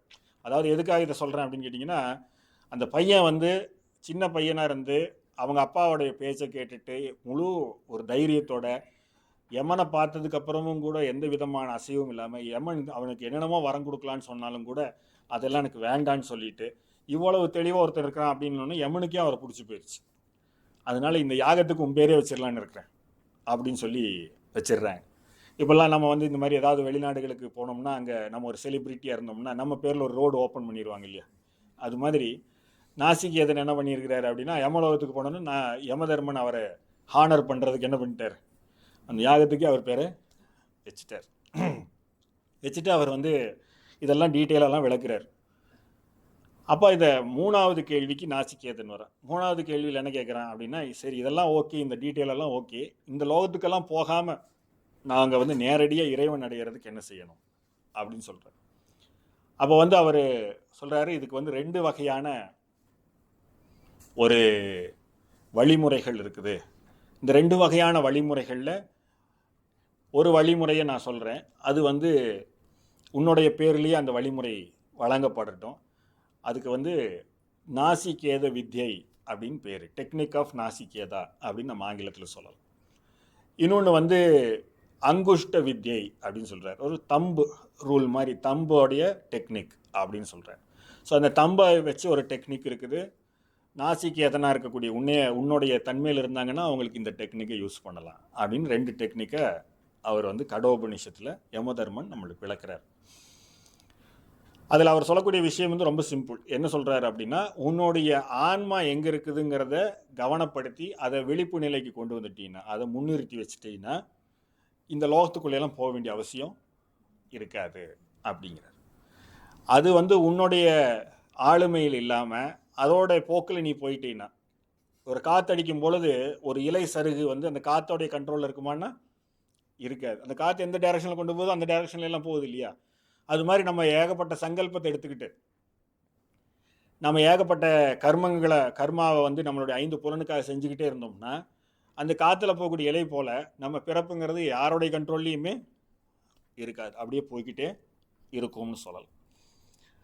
இதே வந்து நம்ம அது விழிப்பு நிலையாக அந்த அந்த இலை சருகாக இருக்கிற நம்ம அதை கவனப்படுத்திட்டு காற்றடிக்குது நம்ம எங்கே வேணாலும் போயிடுவோம் போல் இருக்குன்னு நினச்சிட்டு ஒரு குறிப்பிட்ட பகுதியில் போய் நம்ம வந்து ஒரு இடுக்குலையோ இல்லை ஏதாவது ஒரு பாதையில் இருக்கக்கூடிய ஒரு சின்ன கேப்லேயோ நம்மளை போய் உட்கார வச்சிட்டோம்னா காற்றே அடித்தாலும் நம்மளால் என்ன செய்ய முடியாது, பறக்க முடியாது. அப்போ அந்த ஆளுமையை நம்மளுடைய பொறுப்பை நம்மளுடைய கைகள் எடுத்துட்டோம்னா நமக்கு வந்து இந்த பிறப்புகளை போக வேண்டிய அவசியம் இருக்காது. அப்போ வந்து யமதர்மன் என்ன சொல்கிறாருன்னா, நமக்கு ஒரு ஆன்மீக ஹிருதயம் இருக்குது, அந்த ஆன்மீக ஹிருதயத்தை நீ கவனப்படுத்தி இருந்தீன்னா உன்னுடைய இறப்பை பற்றி நீ கவலைப்பட வேண்டிய அவசியம் இருக்காது, மரணத்தை நீ வென்று விடுவாய் அப்படின்னு சொல்கிறார். அப்புறம் அவர் டீட்டெயிலாக சொல்கிறார். அப்போது நம்மளுடைய லேப்டாப்னு துடிக்குது அந்த இதயத்தை கவனப்படுத்தணுமா அப்படின்னா அவர் சொல்கிறார், அது வந்து உன்னுடைய ஃபிசிக்கலான இதயம். ஸோ உனக்கு வந்து ஆன்மீக இதயம், ஆன்மா ஒளிரக்கூடிய ஒரு இதயம் ஒன்று இருக்குது அப்படிங்கிறார். அது எங்கே தெரிஞ்சுக்கிறது? ஏதாவது நம்ம வந்து அனாட்டமி கிளாஸுக்கு போனால் அந்த ஆன்மீக இதயத்தை தெரிஞ்சுக்கலாமா அப்படின்னா அதுலெல்லாம் போய் தெரிஞ்சிக்க முடியாது. காரணம் என்னென்னா, அது ஆன்மாங்கிறதே வந்து பார்த்திங்கன்னா இப்போ இருக்கக்கூடிய மாடர்ன் சயின்ஸ் ஒத்துக்க மாட்டாங்க. ஸோ அப்போ ஆன்மாங்கிறது ஒரு வித்தியாசமான ஒரு சமாச்சாரமாக பார்க்கப்படுது. அப்போ அதை தெரிஞ்சுக்கிட்டோம்னா அது எங்கே உட்காந்துருக்குது, எந்த இடத்துல அந்த இதய குகையில் இருக்கிற ஆன்மா எங்கே இருக்குதுன்னு நம்ம தெரிஞ்சுக்கலாம். ஒரு ஃபிசிக்கல் லெவல்லே நம்ம ஃபஸ்ட்டு தெரிஞ்சுக்கணும் அப்படின்னா, நம்ம உடம்பை இப்படி சென்டராக ஸ்ப்ளிட் பண்ணிட்டோம் அப்படின்னு வச்சுக்கோங்க, 2ஆக பிரிச்சிட்டோம் அப்படின்னா நம்ம இந்த பக்கம் ஒரு காது இருக்குது, இந்த பக்கம் ஒரு காது இருக்குது. அதே போல் நம்மளுடைய மூக்களுடைய ஒரு துளை இந்த பக்கம் இருக்குது, ஒரு துளை இந்த பக்கம் இருக்குது, கண் இந்த பக்கம் இருக்குது.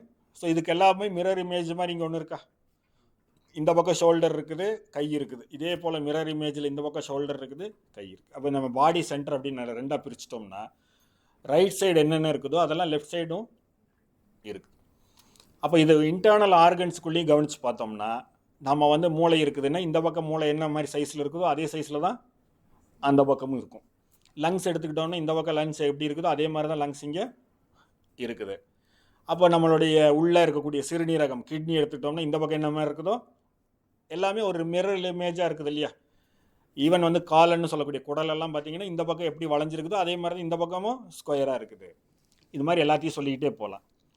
இறைப்பை இந்த பக்கம் இருக்குது அப்படின்னா அதுக்கு சப்போர்ட் பண்ணுற மாதிரி இந்த பக்கம் அதுக்கு உண்டான சுரபிகள்லாம் கல்லீரல் மண்ணீரல் அது இதெல்லாம் சொல்கிறாங்க பாருங்கள், அதெல்லாம் இந்த சைடு இருக்குது. ஸோ இது எல்லாத்தையுமே வந்து பார்த்திங்கன்னா உள்ளே வந்து ஸ்பேஸ் எல்லாம் கிடையாது, உள்ளே எல்லாமே ஜாம் பேக்கடாக இருக்குது உள்ளுறுப்புகள்லாம்.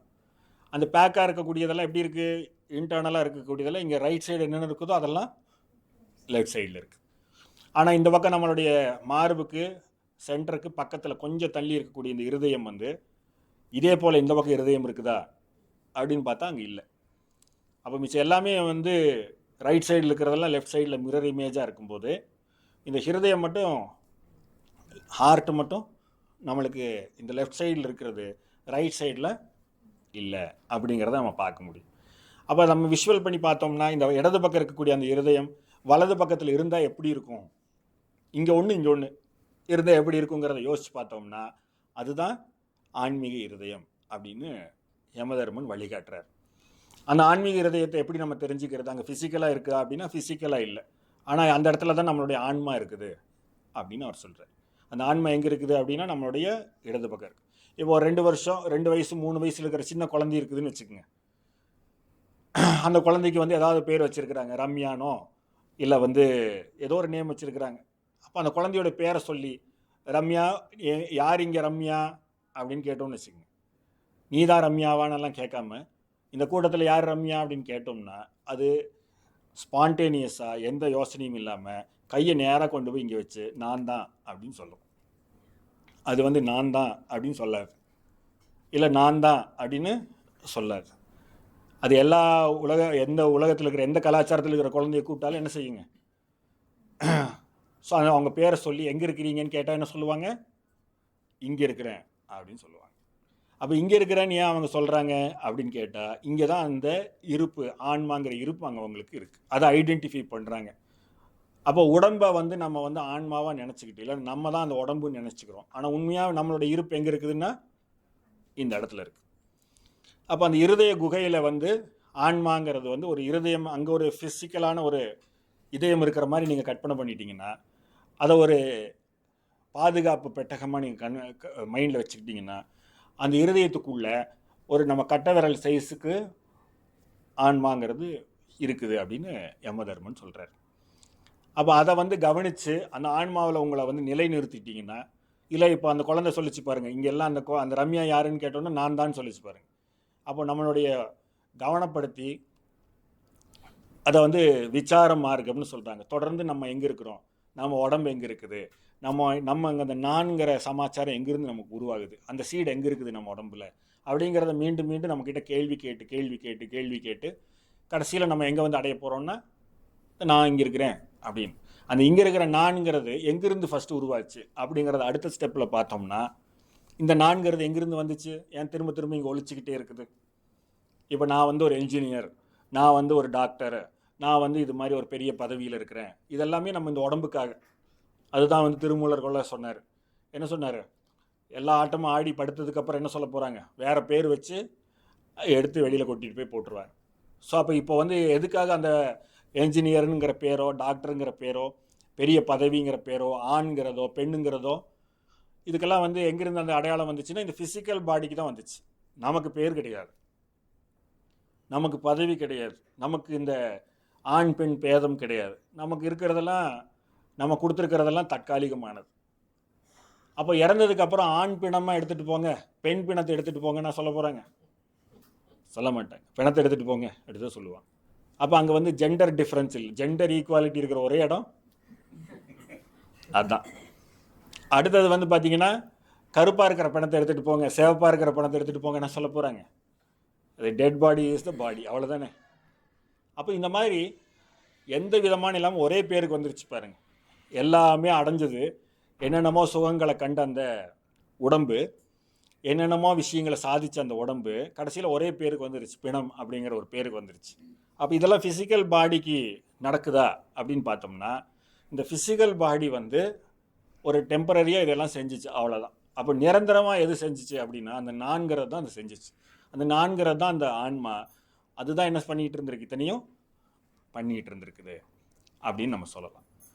அப்போ இந்த நான்கிற அந்த வஸ்து எங்கே இருக்குதுங்கிறத நம்ம தெரிஞ்சுக்கிறது தான் நாசிகேத வித்தை. ஏன்னா அவன் அதை தெரிஞ்சுக்கணும்னு முற்பட்டு தான் அவங்க வந்தான். நான் இங்கே வந்து யமலோகத்துக்கு வந்தால் என்னை எங்கே அனுப்புவீங்க, இங்கே என்னென்ன நான் செய்யணுங்கிற தைரியத்தோடு வந்தான் பாருங்க.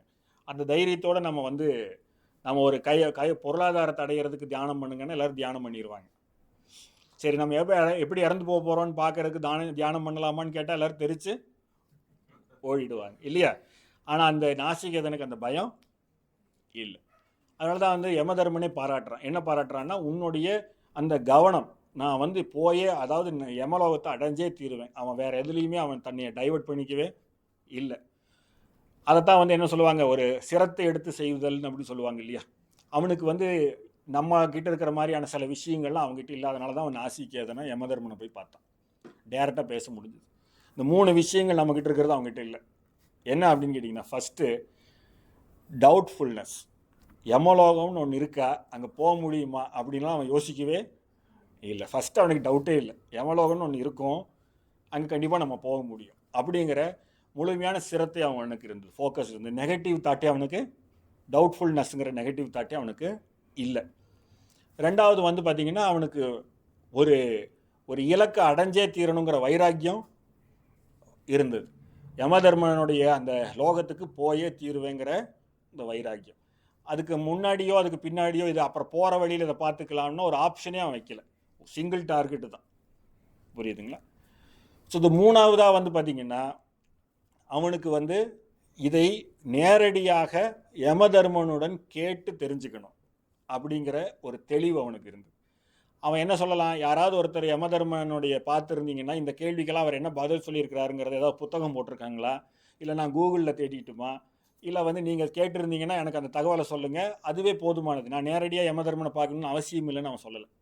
அவன் என்ன செஞ்சான், நான் தான் போய் அதை செய்வேன், தன் முனைப்பு அப்படின்னு சொல்லலாம். அப்போ நமக்கு வந்து இந்த மாதிரியான ஒரு சந்தேக உணர்வு, வைராக்கியமின்மை, அந்த முழுமையான முனைப்பில்லாத ஒரு தன்மை, நானே செய்வேங்கிற அந்த முனைப்பில்லாத தன்மை, இந்த 3 தன்மை இருக்கிறதுனால தான் நம்ம இங்கே இருக்கோம். நாசிகேதன் அங்கே போயிட்டான். புரியுது இல்லையா? அப்போ நம்மளுக்கு வந்து பார்த்திங்கன்னா நாசிகேதனுடைய தன்மையை சொல்லும்போது இதெல்லாம் நான் சொல்லலை. என்ன சொல்கிறார், யார் சொல்கிறாரு? யமதர்மன் சொல்கிறார். உனக்கு இவ்வளவு ஸ்ரத்தை இருந்திருக்குது இங்கே வரணுங்கிற, அதை தவிர வேறு எதுலேயும் உனக்கு கவனம் இல்லை, இங்கே வர முடியுமாங்கிற சந்தேகமே உனக்கு வரலை. மூணாவதாக இதை எங்கிட்ட தைரியமாக கேட்கக்கூடிய, நானே தான் கேட்பேன், எனக்கு அந்த தைரியம் இருக்குதுன்னு சொல்லி அந்த தைரியத்தோடு வந்து நீ நிற்கிற. இது 3 நான் வந்து உன்னைய வந்து என்னுடைய சீடனாக ஏற்றுக்கிறேன்னு சொல்லி நாசிகேதனுக்கு அந்த யமதர்மன் என்னவாயிடுறாரு, குருவாக மாறிடுறாரு. அதனால தான் அவர் வந்து எல்லாத்தையும் இவனுக்கு விளக்குறாரே தவிர அதுக்காக வந்தவனுக்கெல்லாம் விளக்கணும்னு அவருக்கு ஒன்றும் அவசியம் இல்லையே. அப்போ அவர் என்ன சொல்கிறாருன்னா, ஒரு சிஷ்யனுடைய எல்லா விதமான ஒரு சிஷ்யன் எப்படி இருக்கணுங்கிற ஒரு தெளிவு உனக்கு இருக்குது. அப்போ உனக்கு அந்த ஸ்ரத்தை இருக்குது, அதே மாதிரி வைராக்கியம் இருக்குது, அதுக்கெல்லாம் மேலே இதை நானே செய்வேங்கிற அந்த முனைப்பு இருக்குது. இது 3 இருக்கிறதுனால நீ சிறந்த சிஷ்யனாக இருக்கிற. நீ சிறந்த சிஷ்யனாக இருக்கிறதுனால நான் டிஃபால்ட்டாக நல்ல குரு ஆகிட்டேங்கிறார் அவர். ஸோ நானும் கொஞ்சம் தேடிக்கிட்டு தான் இருக்கேன், நாசிகேதன்களை தேடிக்கிட்டு தான் இருக்கேன் அப்படின்னு சொல்லலாம். அப்போ நம்ம வந்து செல்ஃப் என்கொயரி பண்ணி நான் யாருன்னெல்லாம் தெரிஞ்சுக்கிறதுக்கு முன்னாடி, நம்ம நான்கிறது எங்கேருந்து வருது, இதே குகையிலிருந்து வருதா இல்லை தலைக்கு பின்னாடியிலிருந்து வருதா அப்படின்லாம் ஃபஸ்ட்டு நம்ம வந்து தியானம் பண்ணுறதுக்கு முன்னாடி, நாசிகேத வித்தையெல்லாம் செய்கிறதுக்கு முன்னாடி ஃபஸ்ட்டு நாசிகேதன் ஆகிக்கணும். நாசிகேதன் ஆனால் தான் நம்ம என்ன செய்யணும், நாசிகேதனுடைய வித்தையை நம்ம செய்யணும். அப்போ நமக்குள்ளே அந்த தெளிவு இருக்கணும், வைராக்கியம் இருக்கணும், நம்மளுக்கு அந்த தன்முனைப்பு தெளிவாக இருக்கணும் அப்படிங்கிறத தெரிஞ்சுக்கலாம். இது இருந்துச்சுன்னா ஒருத்தர்னால எந்த இலக்கம் வேணாலும் அடைஞ்சிட முடியும் அப்படிங்கிறது தான் யமனும் நாசிகேதனும் நமக்கு சொல்கிறாங்க. அப்போ இந்த மாதிரி நாசிகேத தியானமெல்லாம் செஞ்சு நம்ம வந்து அந்த ஆன்மஸ்வரூபத்தை முழுமையாக கவனித்து பார்த்து தியானம் பண்ண ஆரம்பிச்சிட்டோம்னா அதுதான் நமக்கு கிடைக்கக்கூடிய ஒரு பெரிய விஷயங்கிறார் யமதர்மன். அது கிடச்சதுன்னா அதுக்கப்புறம் நம்ம சொர்க்கத்துக்கு போகலாம், எங்கே வேணாலும் போகலாம், பித்ருலோகத்துக்கு போகலாம், இது நம்ம சாய்ஸ்குள்ளே போகலாம். இப்போ எப்படி நீங்கள் போய் ஒரு பஸ் ஸ்டாண்டில் நின்று அதில் வரக்கூடிய பேருந்தில் நீங்கள் ஏறி உங்களோட விருப்பத்தில் போகிறீங்களே, அது மாதிரி. இதே வந்து ஒரு தாயார் வந்து பார்த்திங்கன்னா ஒரு கை குழந்தையை தூக்கிட்டு போகும்போது அந்த கை குழந்தை என்ன செய்யாது, நான் இந்த நம்பர் பஸ்ஸில் ஏறுறேன் இல்லைன்னா இந்த ட்ரெயினில் போகிறேன்னெல்லாம் சொல்லாது. அவங்க அம்மா எங்கே எடுத்துகிட்டு போகிறாங்களோ அங்கே போய் தான் ஆகணும். அப்போ நம்ம அந்த மாதிரி இருக்கணும்னு நினைக்கிறீங்களா? இல்லை நம்ம விருப்பப்படக்கூடிய பஸ்ஸில் விருப்பப்படக்கூடிய வழித்தடத்தில் போகணும்னு நினைக்கிறீங்களாங்கிறதுல தான் இந்த வித்தியாசம். அப்போ நேற்றுக்கெல்லாம் யாரை பார்த்து வரும்? கை குழந்தை போல் தனக்குன்னு எந்த முனைப்பும் இல்லாத ஒரு உயிர்களை பற்றி நம்ம பார்த்தோம். அப்போ இன்றைக்கி நம்ம யாரை பற்றி பேசிக்கிட்டு இருக்கிறோம்? நாசிகேதன் போல முழுமையான வைராக்கியமும் ஸ்ரத்தையும் அதே நேரத்தில் ஒரு தேடுதலும் இருக்கக்கூடிய, அதாவது நானே போய் எல்லாத்தையும் செய்வேங்கிற அந்த தேடுதல் இருக்கு. யாரோ சொன்னாங்கன்னா அதை கேட்டுட்டு அப்படியே போகிறவன் இல்லை நாசிகேதன். நானாக போய் தான் கேட்டு தெரிஞ்சுக்குவேன் அப்படிங்கிற அந்த தன்முனைப்பு இருக்கிறவன், அந்த தேடுதல் கொண்டவன். அப்போ அந்த மாதிரி நாசிகேதனாக இருந்தோம்னா நம்மளுக்கு என்ன கிடைக்கும் அப்படின்னு கேட்டால், நீங்கள் நினைக்கும் பொழுது நினச்ச வண்டியில் ஏறி போகலாம். அப்போ நம்ம ஊரில் எல்லாம் நீங்கள் கேள்விப்பட்டிருக்கலாம். என்னென்னு கேட்டால் சில பேர் இருக்கிறாங்க, என்ன சொல்லுவாங்க, நான் இன்னும் ஒரு 10 நாளில் தான் இருப்பேன்னு நான் நினைக்கிறேன், அதுக்குள்ளே நீங்கள்லாம் என்னை வந்து பார்த்துட்டு போயிருங்க அப்படின்னு சில வயசானவங்களாம் சொல்லுவாங்க. இல்லைன்னா இந்த தேதியில் எல்லோரும் வந்து நீ பாருங்கன்னு சொல்லி அவங்க சொல்லிவிட்டு அந்த தேதியில் அவங்க அப்படியே ஏதோ ரிலாக்ஸாக கண்ணு மூடி தூங்குற மாதிரி போயிடுவாங்க. அப்போ இது எதனால் நடந்துச்சு? அவங்களுக்கு எதுக்காக வந்துச்சுன்னா, இப்போ வந்து அவங்க மரணத்தை தன்னுடைய ஆளுமைக்குள்ளே வச்சுருக்கிறாங்க.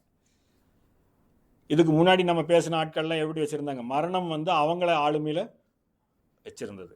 அப்போ அந்த நாசிகேதன் மாதிரி இருந்தால் உங்களுக்கு என்ன கிடைக்கும் அப்படின்னா, நீங்கள் விருப்பப்படும் பொழுது உங்களுடைய வாழ்க்கை இந்த உடம்பை நீங்கள் உதிர்க்கிறதுக்கு ஒரு பூ உதிர்ற மாதிரி, ஒரு கட்டின மாலையிலேருந்து ஒரு பூ உதிரும் இல்லையா, அதுக்கு எவ்வளவு வழி இருக்கும்? ஒன்றுமே இருக்காது. அப்போ அதுபோல் நம்ம நினச்ச நேரத்தில் அது தன்னுடைய உடலை விடுறதுக்கு இந்த நாசிகேத வித்தை வந்து நம்மளுக்கு ரொம்ப ஹெல்ப்ஃபுல்லாக இருக்கும். அப்போ அதுக்கு நம்ம முக்கியமாக என்ன செய்யணும்? இந்த ஆன்மாவை வந்து தியானம் செஞ்சுருக்கணும் அப்படின்னு சொல்கிறார். அப்போ இந்த கடோபநிஷத்தில் வந்து யமதர்மன் வந்து இந்த வித்தையெல்லாம் அவருக்கு சொல்லி தந்துட்டு கடைசியாக ஒரு கேள்வி கேட்டான் பார்த்தீங்களா?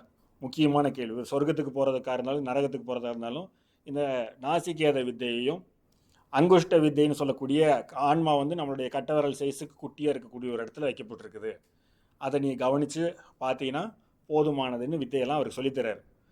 இதெல்லாம் அவன் கேட்ட இரண்டாவது கேள்விக்கு, இந்த சொர்க்கத்துக்கு போகிறதுக்கு என்ன பண்ணணும், நரகத்துக்கு போகிறதுக்கு என்ன பண்ணணும், பித்ருலோகத்துக்கு போகிறதுக்கு என்ன பண்ணணும், இல்லை பிரம்மலோகத்துக்கு போகிறதுக்கு என்ன செய்யணும் அப்படின்னு கேட்டதுக்கு, நீ உன்னுடைய ஆளுமைக்குள்ளே கொண்டு வந்துட்டேன்னா அதுக்கப்புறம் வரக்கூடிய பஸ்ஸை பார்த்து இது பிரம்மலோகத்துக்கு போகிற பஸ்ஸா, அதில் நீங்கள் ஏறி உட்காந்துக்கலாம் நீங்கள் விருப்பப்படுற மாதிரி.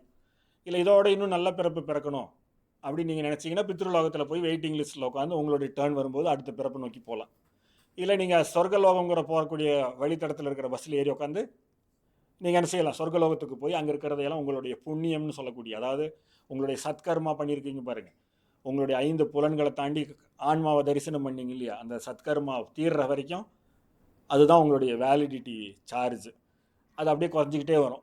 குறைஞ்சிட்டே வந்ததுக்கப்புறம் திருப்பி நீங்கள் பித்ருலோகத்துக்கு வந்துடுவீங்க. திருப்பி நம்ம வந்து பூலோகத்துக்கு வருவோம். திருப்பி நம்ம வந்து பிறப்பெடுக்கிறதுக்கு கர்மா செய்கிறதுக்காக சத்கர்மா செய்கிறதுக்கு நம்மளை இயக்கிக்கிட்டே இருக்க போகிறோம். அப்போ இந்த மாதிரி நம்ம செஞ்சு நம்மளோட செயல்பாடு இருக்கிறதுக்கு ஒரு அவேர்னஸ் வேணும் இல்லையா? நம்மளாக போய் அந்த லோகத்தில் உட்காரணும்னா, நான் விருப்பப்பட்டு பித்ருலோகத்துக்கு போகிறேன், நான் விருப்பப்பட்டு சொர்க்கலோகத்துக்கு போகிறேன்னா நம்மளுக்கு அந்த ஆளுமை வேணும் இல்லையா? யாரோ நம்மளை எங்கேயோ கொண்டு போய் போட போகிறாங்க ஒரு சிறையில் போடுற மாதிரின்னு இல்லாமல், அதுக்கு தான் இந்த நாசிகேத வித்தியைங்கிறதெல்லாம் நீங்கள் என்ன செய்யணும், ப்ராக்டிஸ் பண்ணணும். அந்த ப்ராக்டிஸ் பண்ணிங்கன்னா நீங்கள் நினச்ச மாதிரி நினச்ச சூழலில் உங்களுடைய உயிரை நீங்கள் உதிர்க்க முடியும். சப்போஸ் வந்து நம்ம அந்த உயிரை வந்து உதிர்த்துக்கிறோம் அப்படின்னா அது ஒன் வே பார்த்துன்னு எல்லோரும் நினச்சிக்கிறாங்க. அப்படி கிடையாது. நம்ம ஃபிசிக்கல் பாடியை நம்ம வந்து அந்த அவேர்னஸ் நமக்கு வந்துருச்சுன்னா, மரணம்ங்கிறது வந்து நம்ம வேணுங்கும் போது கூட இறந்துக்கலாம், கொஞ்ச நேரம் கழித்து திருப்பி பிறந்துக்கலாம், அதே உடம்பை திருப்பி பயன்படுத்திக்கலாம். இப்போ தற்காலிகமாக கூட அந்த உடம்பை வந்து இறப்பு நிலையை கொண்டு போய் வைக்கலாம். இந்த உடம்பு ரொம்ப பால் பட்டுருச்சு அப்படின்னா அதுக்கு நம்ம சில மருத்துவ சப்போர்ட்டெல்லாம் எடுத்துக்கிட்டு ஒரு பேட்ச் ஒர்க்கெல்லாம் பண்ணிவிட்டு திருப்பி அந்த வண்டியை ஓட்டிக்கிட்டே இருப்போம் இல்லையா? வண்டியை டயர் திரும்ப திரும்ப பஞ்சர் ஆகிட்டே இருக்குது அப்படின்னாலும் கூட அதுக்கு சில ஒட்டுகள்லாம் போட்டுக்கிட்டு பரவாயில்லைங்க இந்த வண்டி எனக்கு ரொம்ப பிடிச்சிருக்கு, சென்டிமெண்ட்டான வண்டின்னு ஓட்டுவோம் இல்லையா? ஸோ அந்த மாதிரியும் கூட இந்த வண்டியை வச்சு ஓட்டிகிட்டு போகலாம். ஆனால் ரியாலிட்டி என்ன அப்படின்னு கேட்டிங்கன்னா, இதே வண்டியை வச்சு ஓட்டிகிட்டு இருக்கிறதுக்கு பதில் இந்த வண்டியை கொடுத்துட்டா புது புது மாடல் வண்டி கிடைக்குங்கிற அவேர்னஸ் நமக்கு தெரியாதது தான் பிரச்சனை. நல்ல ஹை பவர்ஃபுல் வண்டியே நமக்கு கிடைக்கும் அப்படிங்கிறது நமக்கு தெரியாது. அப்போ கிடச்சதுன்னா அது நம்மளுக்கு ரொம்ப சந்தோஷமாகவும் என்ஜாய்மெண்ட்டாகவும் இருக்குங்கிறதும் நமக்கு தெரியாது. இப்போ நம்ம என்ன நினைக்கிறோம், இது விட்டால் வேற இன்னும் கிடைக்காது போல் இருக்குங்கிற ஒரு நினைப்பு இருக்கிறனால, அந்த அந்த தெளிவு நமக்கு இல்லாததுனால நம்மளுக்கு இந்த உடம்பு விட்டால் போயிடக்கூடாதுன்னு அதை இறுக்கி பிடிச்சிக்கிட்டு நம்ம வாழ்ந்துக்கிட்டு இருக்கிறோம் அப்படிங்கிறத நம்ம சொல்லலாம். அடிப்படையாக நம்ம பார்க்கும்போது இது நம்ம உலகத்தை கடந்த சில உலகங்கள் இருக்குது, ஒரு பேரலல் வேர்ல்டு இருக்குது அப்படிங்கிறத நீங்கள் தெரிஞ்சுக்கிட்டிங்கன்னா இந்த குழப்பம் இருக்காது. இதெல்லாம் நம்ம தெரிஞ்சுக்க முடியாது. அப்படிங்கிறதுனால தான் நாசிகேதன் என்ன பண்ணால் நமக்காக இதையெல்லாம் தெரிஞ்சுக்கிட்டு வந்து நம்மளுக்கு விளக்கணும். அப்போ அந்த நாசிகேதனுடைய அந்த விளக்க உரைகளில் நம்ம கவனித்தோம்னா யமதர்மன் வந்து அவனுக்கு இதெல்லாம் சொன்னதுக்கப்புறம் அந்த 2வது கேள்விக்கெல்லாம் ஆன்சர்லாம் அவனுக்கு கிடச்சிருச்சு. நாசிகேத வித்தையெல்லாம் எப்படி பண்ணுறது, நம்ம எப்படி வந்து மரணத்தை ஆளுமைக்குள்ளே கொண்டு வந்துக்கிறது, நம்ம இந்த நாசிகேத வித்தையெல்லாம் செஞ்சதுக்கப்புறம் அந்த தியானத்தையெல்லாம் செஞ்சதுக்கப்புறம் விருப்பப்பட்டால் நம்ம சொர்க்கத்துக்கு போகலாம், விருப்பப்பட்டால் நம்ம பித்ருலோகத்துக்கு போகலாங்கிற தெளிவு அவனுக்கு கிடச்சிருச்சு. அப்போ இதெல்லாம் கிடச்சதுக்கப்புறம் அவன் என்ன செய்கிறான் அப்படின்னு பார்த்தோம்னா, இதெல்லாம் கிடச்சதுக்கப்புறம் 3வது கேள்விக்கு வரான். அதுதான் அவனுக்கு ரொம்ப இம்பார்ட்டண்ட்டாக இருக்குது. அவன் சொல்கிறான், இந்த லோகத்துக்கெல்லாம் போகாமல் இதையெல்லாம் பைபாஸ் பண்ணிவிட்டு நான் நேரடியாக இறைவன் அடைகிறதுக்கு என்ன செய்யணும் அப்படின்னு கேட்குறான். அப்போ அந்த யமதர்மன் சொல்கிறாரு, இதை மட்டும் நான் சொல்லித்தர மாட்டேன், இதை சொன்னாங்கன்னா எனக்கு வேலை போயிடும் அப்படிங்கிறத வந்து அவருக்கு இன்டைரக்டாக சொல்லிட்டு. ஏன்னா யமன்கிறது வந்து பார்த்திங்கன்னா நிரந்தரமானவன் கிடையாது. யமன்கிறது ஒரு பதவி. இப்போ நீங்கள் சத்கர்மா ஜாஸ்தியாக பண்ணி பண்ணி பண்ணி பண்ணி புரியுதுங்களா, உங்களுடைய புண்ணியங்கள் அளவுக்கு அதிகமாக கூடனா நீங்கள் தேவலோகத்துக்கு போகிறீங்கன்னு சொல்கிறோம் இல்லையா. அந்த தேவலோகத்துக்கு போனதுக்கப்புறம் அந்த தேவலோகத்தில் உங்களுக்கு ஒவ்வொரு ரெஸ்பான்சிபிலிட்டி கிடைக்கும், வாலண்டியரிங் மாதிரி. நீங்கள் கொஞ்ச நாள் இந்திரனாக இருப்பீங்க, கொஞ்ச நாள் அக்னியாக இருப்பீங்க, கொஞ்ச நாள் வாயுவாக இருப்பீங்க, கொஞ்ச நாள் யமதர்மனாக இருப்பீங்க. இது மாதிரி நம்ம சொல்லிக்கிட்டே போகலாம். அப்போ இந்த யமதர்மன்கிறது ஒரு பதவி மாதிரி. கொஞ்ச நாள் அந்த பதவி போயிடுச்சுன்னா நம்ம பழைய நிலைக்கு வந்துடும். ஒரு அமைச்சர் பதவியில் இருக்கிற மாதிரின்னு வச்சுக்கோங்க, அதிகாரமெல்லாம் நம்ம கையில் இருக்கும்.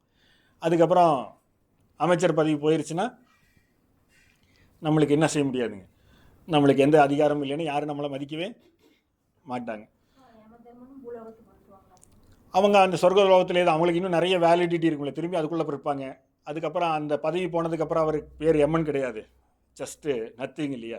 அப்போ அவர் திரும்பவும் அந்த உயிராக மீண்டும் அவர் வந்து பித்ருலோகத்துக்கு போகலாம், திருப்பி பூலோகத்தில் பிறக்கலாம், இல்லைன்னா அங்கேருந்து அப்படியே நேராக அவர் பிரம்மலோகத்துக்கு போகலாம். எங்கே வேணாலும் அவர் திரும்பவும் பிரம்மலோகத்துக்கு போனால் அவர் திருப்பி அவரை வந்து ரீஃபார்ம் பண்ணி இங்கே அனுப்பலாம். ஸோ இந்த சைக்கிள் போய்கிட்டே இருக்கும். இப்போ அந்த அதிகாரத்தில் இருக்கிற வரைக்கும் தான் எப்போவுமே என்ன சொல்ல முடியும், அந்த அடையாளத்தோடு அவங்கள நம்ம பேச முடியும். அஷ்டதிக்கு பாலகர்கள்னு நீங்கள் கேள்விப்பட்டிருக்கலாம்.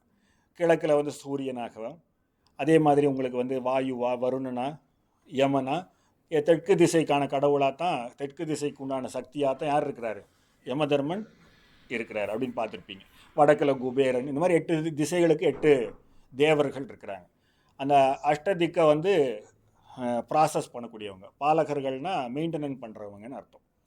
அப்போ அதை மெயின்டைன் பண்ணுறதுக்கு அந்த 8 பேர் இருக்கிறாங்க இல்லையா. அந்த 8 பேருக்கும் இந்திரன்லேருந்து ஆரம்பித்து, இந்திரன், சோமன்னு சொல்லக்கூடிய சந்திரன், அக்னி, வாயு, வருணன், குபேரன், யமன், இவங்கெல்லாம் வந்து அந்த 8 பேர்த்தில் ஒரு லிஸ்ட்டில் வருவாங்க. அப்போ அந்த 8 பேர்த்தோடைய தன்மைகள் அவங்க வரும்போது என்ன ஆகிடுது அப்படின்னு கேட்டால், நீங்கள் சொர்க்கலோகத்துக்கு போகிறீங்க, உங்களுக்கு ஏகப்பட்ட சத்கர்மா, அளவுக்கு அதிகமான சத்கர்மா இருக்குது அப்படின்னா நீங்கள் இந்த ஏதாவது ஒரு ரெஸ்பான்சிபிலிட்டியில் நீங்கள் வந்து தற்காலிகமாக செய்ய வேண்டியிருக்கும். அதுக்கப்புறம் அந்த பதவி வந்து ஒரு குறிப்பிட்ட காலம் நீடிக்கும். அந்த காலத்தோட அளவு நம்ம பூலோகத்தில் இருக்கிற காலம் மாதிரி இருக்காது, 5 வருஷம் 6 வருஷமெல்லாம் இருக்காது. அது வந்து யுகாந்தரமாக இருக்கும். பல்லாயிரக்கணக்கான யுகங்களாக யமனாக இருப்பாங்க, பல்லாயிரக்கணக்கான யுகங்களாக இந்திரனாக இருப்பாங்க, இப்படின்னெல்லாம் நம்ம சொல்லலாம். இதில் தான் சில பேர் வந்து பார்த்திங்கன்னா இந்த பூலோகத்தில் இருந்துகிட்டே யமதர்மன் ஆகிறதுக்கு முயற்சி செய்வாங்க, இந்த பூலோகத்தில் இருந்துகிட்டே இந்திரன் ஆகிறதுக்கு முயற்சி செய்வாங்க. இங்கே இருந்துகிட்டே ஏகப்பட்ட சத்கர்மா உருவாக்கணும்னு வச்சுக்கோங்க. அப்போ அவங்களுடைய தன்மையை வந்து உடனே அவங்கள அந்த பதவியிலிருந்து தூக்கிட்டு நம்மளை அந்த பதவியில் உட்கார வச்சிட முடியும்.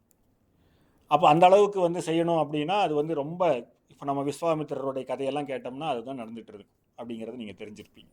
அப்போ அந்த அதிகாரம் அப்படிங்கிறது வந்து வரும்பொழுது யமதர்மன்கிறவன் வந்து பார்த்திங்கன்னா இப்போ இருக்கக்கூடிய ஒரு உதாரணத்துக்கு சொல்லலாம். இப்போ நானும் நீங்களும் பேசிக்கிட்டு இருக்கிற இந்த காலத்தில் இருக்கிற யமதர்மன் தான் கடோபநிஷத்தில் இருக்கக்கூடிய அந்த நாசிகேதனுக்கு விளக்குன யமதர்மனானா இல்லை.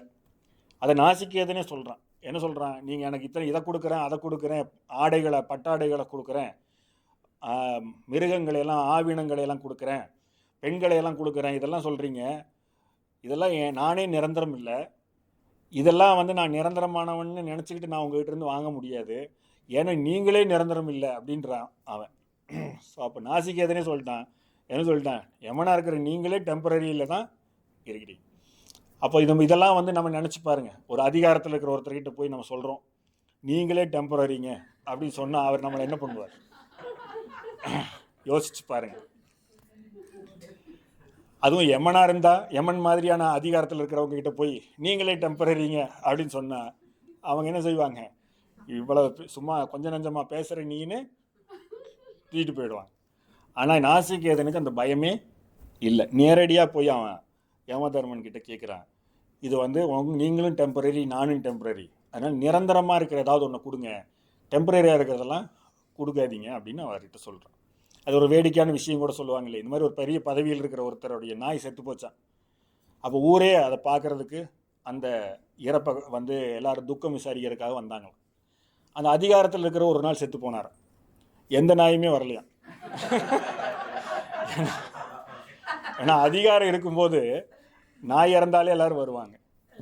அப்போது அதே வந்து அதிகாரம் போயிடுச்சுன்னா ஸோ எந்த நாயும் வராது. ஸோ இதுதான் அதோடைய அடிப்படை, அதிகாரத்துடைய பவர் அப்படிங்கிறது. அப்போ என்ன ஆயிடுச்சு அப்படின்னா, பெரும்பான்மையாக வந்து யமதர்மன்கிறது ஒரு பதவி, அவர் அதை உணர்ந்துருக்கிறார், அவர் அவ்வளோ ஹம்பிளாக இருக்கிறார். இவன் சொல்கிறான் இதுவும் நிரந்தரம் இல்லை, நீங்களும் ஒரு வாட்டி இந்த யம பதவி முடிஞ்சதுக்கப்புறம் பிரம்மலோகத்துக்கு தான் போக போகிறீங்க, அப்போ நான் அனுபவிச்சுட்டு இருக்கிறத நீங்களும் பார்க்க முடியாது, நானும் இறந்ததுக்கப்புறம் இந்த இடத்துல சொர்க்கலோகத்துலேயோ இல்லை வந்து பித்ருலோகத்துலேயோ நான் போயிட்டு இருப்பேன், அப்போ நீங்கள் கொடுக்குறதெல்லாம் வேஸ்ட்டு தான், அதனால் எனக்கு நிரந்தரமான வஸ்து ஒன்றை கொடுங்கும் போது அவர் வேறு வழி இல்லாமல் அவனை என்னெல்லாமோ சொல்லி பார்க்குறாரு, அவன் அசைகிறதா இல்லை, அவன் வைராகியத்தில் ரொம்ப தெளிவாக இருக்கான். அப்போ கடைசியாக அவர் வந்து அதுக்கான வழிமுறையை சொல்கிறார். இந்த வழிமுறை வந்து நாசிகேதனுக்கு அவர் சொல்லும்போது அது ஃபஸ்ட்டு டைம். ஆனால் நான் உங்களுக்கு சொன்னது இது வந்து ஒரு குறைஞ்சது ஒரு 1000வது முறையாவது இருக்கும் அப்படிங்கிறது சொல்லலாம். அதனால் நீங்கள் கஷ்டப்பட்டு யமலோகத்துக்கெல்லாம் போக வேண்டிய வாய்ப்பு இல்லாமலே நீங்கள் நேரடியாக எங்கிட்ட கேட்டிருக்கிறீங்க அப்படின்னு சொல்லலாம். அப்போ அந்த டைமில் தான் அந்த யமதர்மன் வந்து நாசிகேதனுக்கு உபதேசம் பண்ண ஆரம்பிக்கிறான். ஒரே ஒரு மந்திரம் இருக்குது, அந்த மந்திரத்தை சொன்னால் இதில் எல்லாத்தையுமே பைபாஸ் பண்ணிவிட்டு நீ போயிடலாம். அந்த மந்திரத்துக்கு பிரணவ மந்திரம்னு பேருன்னு சொல்கிறார். அப்போ யமதர்மன் வந்து பிரணவ மந்திரத்தை நாசிகேதனுக்கு உபதேசம் பண்ணி, இதை உன்னுடைய ஆன்மா இருக்கக்கூடிய அந்த இருதய குகையில் இந்த ஓம்ங்கிற மந்திரத்தை நீ வந்து சொன்னீன்னா இது எதுவுமே உன்னைய செய்யாது, நீ அதையும் கடந்த நிலைக்கு போயிடுவேன் அப்படின்னு அந்த 3 கேள்விக்கும் அவர் பதில் சொல்கிறார். இப்போ இந்த கதையெல்லாம் வந்து நீங்கள் கேட்குறீங்க பார்த்தீங்களா, இந்த உபனிஷத்தோடைய, அதுவும் கட உபனிஷத், கட முனிவர்னு ஒரு முனிவர் இருந்தார். அந்த முனிவரை வந்து அவர் இந்த இயற்கையில் கேட்டு அவர் வந்து ஒரு விஷயத்தை உணர்ந்து, அந்த கட ரிஷின்னு சொல்லக்கூடியவர் உணர்ந்து நமக்கு கொடுத்த உபனிஷத்து தான் கடோபனிஷத். அதனால் அவர் பேர்லேயே அது வழங்கப்படுது அப்படின்னு சொல்லலாம். அப்போ அந்த உபநிஷத்தை வந்து நம்ம நாசிகேதன்கிறவர் ரொம்ப முக்கியமாக, யமதர்மனுக்கும் நாசிகேதனுக்கும் நடக்கிற ஒரு சம்பாஷணை. அதனால் இதை வந்து ஓப்பனாக சொல்ல போனால் இந்த கடோபனிஷத்தை நம்ம வந்து யம கீதைன்னு கூட சொல்லலாம். ஏன்னா கீதை அப்படின்னா 2 பேருக்கு நடக்கக்கூடிய விஷயத்தில் ஒருத்தர் மேலானவராக இருப்பார், ஒருத்தர் கீழானவராக இருப்பார். அதாவது ஒருத்தர் தெரிஞ்சவராக இருப்பார், ஒருத்தர் தெரியாதவராக இருப்பார். அந்த தெரியாதவர் கேட்குற கேள்விக்கு தெரிஞ்சவர் தெளிவான பதில் சொல்லி 2 பேரும் தெளிவானவங்க ஆகிறதுக்கு தான் கீதைன்னு பேர். அது வந்து பகவான் சொன்னனால அது பகவத்கீதை, அதே மாதிரி அஷ்டவக்கிரர் சொன்னனால அஷ்டவக்கிர கீதை, இந்த மாதிரி நிறைய கீதைகளை நம்ம சொல்லிக்கிட்டே போகலாம். அப்போ இதில் வந்து யமகீதைன்னு இதுக்கு ஏன் சொல்லலாம் அப்படின்னா, இது அடிப்படையில் யமன் வந்து நாசிகேதனுக்கு உபதேசம் பண்ணுறாரு இல்லையா, அவன் வேறு எதுவுமே செய்யலை. ஏன்னா மிச்சவங்களை காட்டில் இதை ஏன் கீதைன்னு சொல்ல மாட்டோம் அப்படின்னா, இது யமகீதைன்னு சொன்னால் யாருமே வாங்கி படிக்க மாட்டாங்கங்கிறதுனால தான் அதை கடோபனிஷத்துன்னு சொல்கிறோம். ஆனால் மிச்சவங்களை காட்டில் நம்ம தெரிஞ்சிக்க வேண்டிய விஷயம் இந்த கடோபனிஷத்தில் தான் இருக்குது. மிச்ச கீதையெல்லாம் தெரிஞ்சுக்கிட்டால் இங்கே எப்படி நம்ம சிறப்பாக வாழ முடியும் தர்மத்தோடன்னு தெரிஞ்சுக்கலாம். ஆனால் இந்த வாழ்க்கைக்கு அப்புறமும் எப்படி வாழ போகிறோங்கிறத முன்னாடி டிசைடு பண்ணுறதுக்கான ஒரு ரூட் மேப் எங்கே இருக்குதுன்னா அது கடோபனிஷத்தில் தான் இருக்குது அப்படிங்கிறத நம்ம தெரிஞ்சுக்க முடியும். அப்போ இந்த கடோபனிஷத்தை நம்ம வந்து பார்க்கும் பொழுது 3 கேள்விகளை அவன் கேட்டான், பதில் சொன்னான். இதெல்லாம் நம்ம பார்க்குறோம் பாருங்கள். இந்த உபநிஷத்தை வந்து நீங்கள் இப்போ இந்த ஓப்பனாக சொல்ல போனால் இந்த வயசில் நீங்கள் தெரிஞ்சிக்கும் போது உங்களுடைய லாஜிக்கல் மைண்டு நிறைய விஷயங்களுக்கு குறுக்கால வரும். அது எப்படி அவன் வந்து யமலோகத்துக்கு போனான், அதுக்கு ஏதாவது பஸ் ரூட் இருக்கா, இதெல்லாம் ஒரு கேள்வி நமக்கு வரும். அப்போ இந்த நாசிகேதன்கிற பையன் இப்படி போனால் அவனுக்கு எந்த விதமான ஒரு பயம் இல்லை, அவனுக்கு முழுமையான வைராகியம் இருக்குது. இதெல்லாம் வந்து எதுக்கு சொல்லப்படுது அப்படின்னு கேட்டிங்கன்னா, இந்த உபநிஷத்தெல்லாம் அந்த காலத்தில் பள்ளிகளில் கற்றுத்தந்த பாடமாக இருந்துச்சு. அப்போ வந்து ஒரு பையன் வந்து ஒரு 6-7 வயசு பையன்கிட்ட இந்த நாசிகேதனுடைய கதையை சொன்னீங்கன்னா அவன் நாசிகேதன் மாதிரி முழுமையான வைராகியத்தோடையும் ஸ்ரத்தையோடையும் பயம் இல்லாமலும் வளர்கிறதுக்கு அவனுக்கு ஒரு வாய்ப்பு ஏற்படுத்தி கொடுக்க முடிஞ்சிச்சு. காலம் போன காலத்தில் நம்ம நாசிகேதனா என்ன பண்ண போகிறோன்னு ஒரு கேள்வி ஒன்று இருக்குது பாருங்கள். அதே குழந்தையாக இருக்கும்போது நம்ம இதை தெரிஞ்சிருந்தோம்னா இந்நேரம் தான் நாசிகேதனுடைய அடைய வேண்டிய இலக்கை அந்த நாசிகேத வித்தை மூலமாக நம்ம அடைஞ்சிருக்க முடியும். அப்போ நம்மளுடைய கலாச்சாரத்தில் இந்த கடோபனிஷத்தை சொல்லித்தரல. அப்போ நம்ம வேறு என்னென்னமோ விஷயமெல்லாம் தெரிஞ்சு வச்சுக்கிட்டோம். அப்போ கடோபனிஷத்தை ரொம்ப காலம் கழித்து இப்போ தெரிஞ்சுக்கிறோம். இப்போ தெரிஞ்சுக்கும் போது நம்ம இப்போ இனிமேல் நாசிகேத விதையை செய்யும் பொழுது அந்த நாசிகேதன் போல நம்ம மன ஒருமைப்பாடு நமக்கு இருக்குமா, அந்த ஸ்ரத்தை இருக்குமா, வைராக்கியம், இது அடைஞ்சே தீருவேங்கிற வைராக்கியம் இருக்குமா அப்படிங்கிறதெல்லாம் நம்ம யோசித்து பார்த்தோம்னா நம்மளுக்கே அது தெரியும். அதனால் நம்மளுடைய பிரணவ பீடத்தில் இந்தியாவில் வந்து பார்த்திங்கன்னா குழந்தைகளுக்கான ஒரு யோக வகுப்பு பால யோகான்னு சொல்லி நடத்துவோம். அப்போ குழந்தைகள் வந்து எப்படிப்பட்ட தன்மையில் வளரணும், அவங்களுக்கு போதனை பாடம் இதெல்லாம் நம்ம சொல்லித்தர மாட்டோம். அவங்கள வந்து ஒரு இயற்கையான சூழலில் வச்சு யோக பயிற்சிகள் ஆசன பயிற்சிகள்லாம் அவங்க செய்வாங்க. அதுக்கப்புறம் நிறைய விஷயங்களை விவசாயத்திலேருந்து ஆரம்பித்து ஓவியம் வரைக்கும் எல்லாத்தையும் அவங்க அங்கே பயிற்சி செய்வாங்க. இப்போ இருக்கக்கூடிய காலத்தில் அவங்க அடிக்கடி பயன்படுத்தக்கூடிய மொபைல் ஃபோனை எல்லாம் பயன்படுத்தாமல் 24 மணி நேரமும் அவங்க சந்தோஷமாக இருக்கிற ஒரு சூழல் அவங்களுக்கு இருக்கும். அப்போ அந்த மாதிரி ஒரு சூழலில் அவங்கள வச்சுருக்கும் பொழுது அவங்களுக்கு நான் முதல்ல சொல்லித்தரக்கூடிய பாடம் என்ன அப்படின்னு கேட்டிங்கன்னா இந்த நாசிகேத வித்தியை தான் நான் கற்றுத்தருவேன். அந்த சூழலில் அவங்க படிக்கும் பொழுது இப்போ கேட்டாலும் அங்கே வந்துட்டு போன குழந்தைகள் ஒவ்வொரு வருடமும் அந்த பால யோகாங்கிறது 3 நாள் ஒரு ரிட்ரீட்டாக நடக்கும். இந்த 3 நாளில் அவங்க படிச்சுட்டு போனதுக்கப்புறம் திரும்பி வந்து நம்மக்கிட்ட எப்போவுமே சொல்லும்போது அவங்க சொல்லக்கூடிய ஒரே விஷயம் என்ன தெரியுங்களா, அது எனக்கு பிடிச்சிருந்து இது பிடிச்சிருந்து எனக்கு அன்றைக்கி நம்ம பால யோகா ரிட்ரீட்டில் நம்ம அதை செஞ்சோம் இதை செஞ்சோம் இப்படிலாம் சொல்ல மாட்டாங்க. என்னென்னமோலாம் செய்வோம், விளையாடுவோம், காட்டுக்குள்ளேலாம் நடந்து போவோம், அதுக்கப்புறம் வந்து விவசாயமெல்லாம் பண்ணுவோம், இந்த மாதிரி என்னென்னமோலாம் வந்து அவங்களுக்கு ஃபுல்லாக கொண்டாட்டமான விஷயங்கள்லாம் செய்வோம். ஆனால் அவங்க திரும்பி வந்து எங்கிட்ட பேசும்போதெல்லாம் எப்போவுமே சொல்கிறது, நான் இன்னும் நாசிகேதனை நினைவில் வச்சிருக்கிறேன் அப்படிங்கிறத அவங்க உறுதியாக சொல்லுவாங்க. நான் கேட்கலாம் மாட்டேன், உனக்கு அதில் என்ன இருக்கிறதுலே என்ன பிடிச்சது, இன்னும் உனக்கு என்ன ஞாபகம் இருக்குன்னா நான் நாசிகேதனை மறக்கவே இல்லை அப்படின்னு சொல்லுவாங்க. அப்போ அது வந்து ரொம்ப தெளிவான ஒரு பார்வை அவங்களுக்குள்ளே இருக்கும். அதுதான் எதுக்கு சொல்ல வரேன்னு கேட்டிங்கன்னா, இந்த நாசிகேதனை தான் நம்ம குழந்தைகளை கொண்டு போய் சேர்க்கணும். அந்த நாசிகேதனை போய் சேர்த்துட்டு அவங்கள ஒரு குறைஞ்சது 100% இல்லைனாலும் 1%மோ 2%மோ அவங்கள நாசிகேதனாக மாற்றிட்டோம்னா அவங்க மிச்சத்தை அவங்க பார்த்துக்குவாங்க. அதனால் ஒரு குழந்தைகிட்ட போய் பாவம் பண்ணவங்கெல்லாம் வந்து நரகத்துக்கு போவாங்க, புண்ணியம் பண்ணவங்கெல்லாம் சொர்க்கத்துக்கு போவாங்க, இல்லை திரும்பி பிறக்கும்போது கண் இல்லாமல் பிறப்பாங்க, காது இல்லாமல் பிறப்பாங்கன்னு சொல்கிறது அந்த குழந்தைக்கு எந்த விதத்துலையுமே ஒரு அறிவை மேம்படுத்தாது. அவங்க அப்பாவை போய் பார்க்கும், அவங்க அப்பா வந்து உடல் நோயில் கஷ்டப்படுறாரோ, அப்போ அவங்க அப்பா வந்து ஏதோ ஒரு ரொம்ப ஏகப்பட்ட பாவம் செஞ்சவர்னு அவங்க அப்பாவை பார்த்து நினைக்கும். அதே மாதிரி அவங்க ஆசிரியர் திடீர்னு விபத்தில் இறந்து போயிட்டாரா, அது என்ன நினைக்கும், நம்ம ஆசிரியர் வந்து ஏதோ ஏகப்பட்ட பாவம் பண்ணியிருப்பார் போல் இருக்குது, அதனால தான் அவருக்கு இப்படி ஒரு கெட்ட சாவு வந்துச்சு அப்படின்னு நினைக்கும். இது குழந்தைகிட்ட போய் சொல்லக்கூடிய விஷயம் வந்து இது பாவம் புண்ணியம்னு மதம் சார்ந்த விஷயங்கள் அந்த குழந்தைக்குள்ளே கொண்டு போய் நம்ம சேர்க்காம அந்த குழந்தைகிட்ட கொண்டு போய் நம்ம சேர்க்க வேண்டியது நாசிகேதனை தான். அது நாசிகேதன் ஆயிடுச்சுன்னா அதுவே யமதர்மனை பார்த்து பாவம்னா என்ன, புண்ணியம்னா என்ன, சொர்க்கம்னா என்ன, பிரம்மலோகம்னா என்னன்னு கேட்டுக்கு போகுது. அப்போது நம்ம என்ன செய்யணும் அப்படின்னா, ஒரு மதத்துக்கு சம்மந்தப்பட்ட ஒரு பக்தராக ஒருத்தரை உருவாக்குறத விட நாசிகேதன் கொண்ட மாதிரி ஒரு தேடல் உள்ளவரை உருவாக்குறது தான் ரொம்ப நல்ல விஷயம். அதாவது நம்ம எப்போவுமே சொல்லும்போது நான் என்ன சொல்லுவேன்னா, ஒரு டிவோட்டியை கிரியேட் பண்ணுறதை காட்டிலும் ஒரு முழுமையான டிவைனுடைய தன்மையை சர்ச் பண்ணக்கூடியவர் இருந்தாருன்னா அதுதான் நம்மளுக்கு தேவை. ஏன்னா டிவோட்டியாக இருக்கிறவங்களை காட்டி ஒரு பக்தனை காட்டிலும் இந்த தேடல் கொண்டவன் தான் ஒரு முழுமையை நோக்கி போக முடியும் அப்படிங்கிறத தெரிஞ்சுக்கலாம். அதனால தான் சொன்னேன், நான் சொன்ன கருத்துக்களை நீங்கள் எடுத்துக்கணுங்கிறத காட்டிலும் நீங்கள் நாசிகேதன் ஆகிட்டிங்கன்னா உங்களுக்கே இந்த கருத்துக்கள் முழுமையாக தெரிஞ்சிடும் அப்படிங்கிறத நம்ம தெரிஞ்சுக்கலாம். அப்போ நம்ம கடோபநிஷத்தில் நாசிகேதன் வந்து யமதர்மனோட என்னெல்லாம் பேசினா அப்படிங்கிறதெல்லாம் உங்களுக்கு நான் சொன்னேன். இப்போ நம்மளுக்கு ஒரு சின்ன வாய்ப்பு எடுத்துக்கிட்டு அந்த நாசிகேதனுடைய தியானத்தை நம்ம செஞ்சு பார்க்கலாமா? அது செஞ்சால் நம்மளுக்கு ஏதாவது நடக்குதானாவது ட்ரை பண்ணி பார்ப்போம். நம்மளுக்கு நாசிகேதன் போல் ஒரு வைராக்கியமும் ஸ்ரத்தையும் தேடுதலும் இருக்குதோ இல்லையோ, அவனை போல் நம்மளுக்குள்ள ஒரு உயிர் இருக்குது, அவனை மாதிரியே நம்மளுக்கும் ஒரு உயிர் இருக்குது. அந்த உயிர் எப்படி இருந்தாலும் நாசிகேதன் போல் தேடிக்கிட்டு தானே இருக்கும். நம்மளுடைய புத்திக்கு தான் அது உரைக்கலையே தவிர அந்த உயிர் என்ன பண்ணிக்கிட்டே இருக்கும், அடுத்தது என்னங்கிற தேடுதலோடு தான் இருக்குது. அப்போ நம்ம அந்த செய்யக்கூடிய அந்த தியானம் அந்த நாசிகேதன் போல் நம்மளை மேம்படுத்துதா அப்படிங்கிறத நம்ம முயற்சி செஞ்சு பார்க்கலாம். ஸோ கண்களை மூடி தளர்வாக உட்கார்ந்துக்குங்க. கால்கள் ரெண்டையும் கிராஸ் பண்ணி வச்சுக்கலாம். உள்ளங்கை மேல் பார்த்து உங்கள் தொடைகளில் வச்சுக்கலாம். தோள்பட்டையை தளர்வாக்கிக்கிங்க. கண் கண்ணாடி இருந்ததுன்னா கழட்டிடலாம். ஏன்னா நீங்கள் தியானத்தில் அவ்வளோ தெளிவாக பார்க்கணுன்னு அவசியம் இல்லை, அதனால் தளர்வாகவே பார்க்கலாம். கரெக்ட். அதனால் அவ்வளோ தெளிவாக பார்க்கணுன்னு அவசியம் இல்லை. புத்திபூர்வமாக தெளிவாக பார்த்துட்டிங்கன்னா நீங்கள் பூலோகத்தில் தான் இருக்க போகிறீங்கன்னு அர்த்தம்.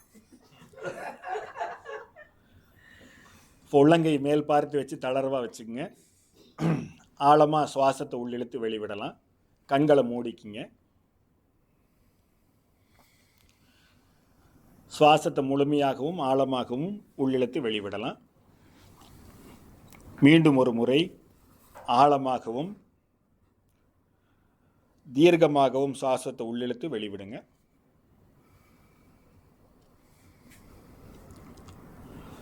இப்போ உங்களுடைய கவனம் முழுவதும் உங்கள் உடம்பில் இருக்கட்டும். உங்களுடைய கால்களிலிருந்து தலை வரைக்கும் உங்கள் உடம்பை நீங்கள் தெளிவுபடுத்தி பாருங்கள். நீங்கள் ஒரு கண்ணாடியில் உங்கள் முகத்தையும் உடம்பையும் பார்க்குறது போல் உங்களை நீங்கள் ஒரு சாட்சியாக பாருங்கள். உங்களுக்கு முன்னாடி ஒரு பெரிய கண்ணாடி இருக்குது. நீங்கள் உட்கார்ந்துருக்கிற அந்த நிலையிலிருந்து அந்த கண்ணாடியில் நீங்கள் பார்க்குறது போல் உங்களை கவனப்படுத்துங்க.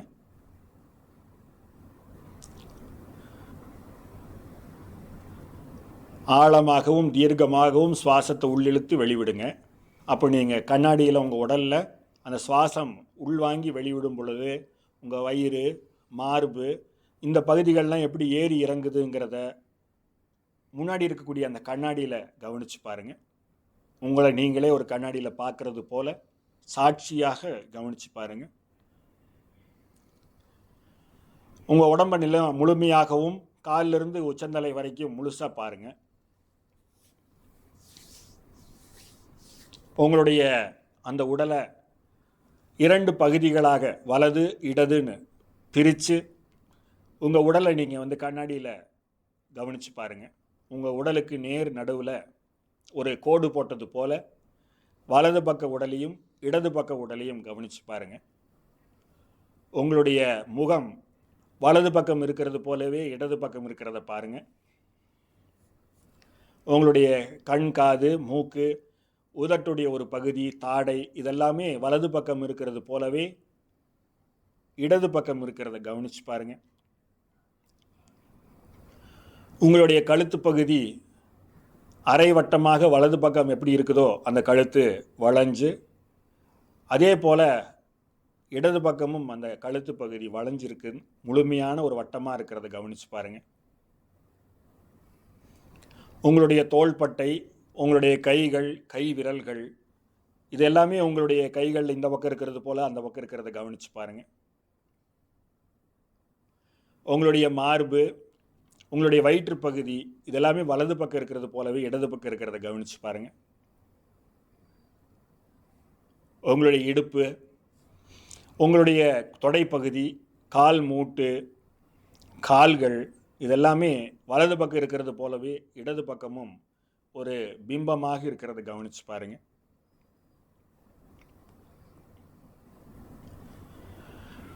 இதே போல் உங்களுடைய உடலுக்கு உள்பகுதியில் உங்களுடைய வலது பக்கம் இருக்கிறதே இடது பக்கம் இருக்குதாங்கிறத கவனித்து பார்த்தீங்கன்னா உங்களுடைய மூளை பகுதி, உங்களுடைய நுரையீரல், சிறுநீரகம், இந்த மாதிரி எல்லா உறுப்புகளும், நரம்பு மண்டலங்கள், இதெல்லாமே வலது பக்கம் இருக்கிறதெல்லாம் இடது பக்கம் இருக்கிறத கவனித்து பாருங்கள். இப்போ உங்களுடைய கவனத்தை உங்களுடைய மார்புக்கு கொண்டு வாங்க. உங்கள் உடம்புக்கு நேராக போட்ட அந்த கோட்டுக்கு பக்கத்தில் இடதுபுறமாக, சிறிது இடதுபுறமாக இருக்கக்கூடிய அந்த இருதயத்தை கவனித்து பாருங்கள். உங்களுடைய இடது பக்க மார்பில் உங்களுடைய உடம்புடைய மையக்கோட்டுக்கு சிறிது தள்ளி இருக்கக்கூடிய உங்கள் இருதயம் எப்பொழுதுமே துடிப்போடு இருக்கிறத கவனித்து பாருங்கள். இதே போல் இருதயம் வலது பக்கம் இல்லாமல் ஒரே ஒரு இருதயம் மட்டும் இருக்கிறத கவனித்து பாருங்கள். இந்த இடது பக்கம் இருக்கக்கூடிய இருதயம் போலவே வலது பக்கம் மார்பில் ஒரு இருதயம் இருக்கிறத நீங்கள் கற்பனை செய்து பாருங்கள். ஒரு முழுமையான கற்பனையோட வலது பக்கம் ஒரு மார்பு, அந்த மார்பில் ஒரு இருதயம் அப்படிங்கிறது தங்க தாமரை போல் இருக்கிறத கவனிச்சு பாருங்க. தங்க தாமரை போல இருக்கக்கூடிய அந்த விரிந்த தங்க தாமரை போல இருக்கக்கூடிய அந்த இருதயத்தை உங்களுடைய ஆன்மாங்கிற ஒரு ஒளி பொருந்திய அந்த விஷயத்தை, அந்த ஆன்மாங்கிறத பாதுகாக்கக்கூடிய பெட்டகம் போல இருக்கக்கூடிய அந்த தங்க தாமரையை கவனிச்சு பாருங்க. எங்கும் முழுமையான பேரொளி வீசக்கூடிய, எங்கும் முழுமையான பேரொளி வீசக்கூடிய அந்த ஆன்மா அங்கே தங்க தாமரை போல இருக்கக்கூடிய, மலர்ந்த தங்க தாமரை போல இருக்கக்கூடிய அந்த வலது பக்க இருதயத்தில் தொடர்ந்து ஜோதி ஸ்வரூபமாக திகழ்கிறத கவனிச்சு பாருங்க. அந்த வலது பக்க மார்பில் இருக்கக்கூடிய ஆன்மீக இருதயம் தங்க தாமரை போலவும், அதில் ஒளி பொருந்திய வெள்ளொளி நிரம்பி பேரொளியாக பெருகக்கூடிய நிலையில் உங்களுடைய ஆன்மா திகழ்கிறத கவனிச்சு பாருங்க. அந்த ஆன்மாவை முழுமையாக உங்கள் கவனத்துக்கு கொண்டு வாங்க. அதை நோக்கி ஓம்ங்கிற மந்திரத்தை உங்களுடைய மனதுக்குள்ள தொடர்ந்து சொல்லுங்க. நான் சொல்கிறது போலவே நீங்கள் மனதால் அந்த தங்க தாமரையையும் பேரொளியையும் நோக்கி தொடர்ந்து சொல்லுங்க. ஓம்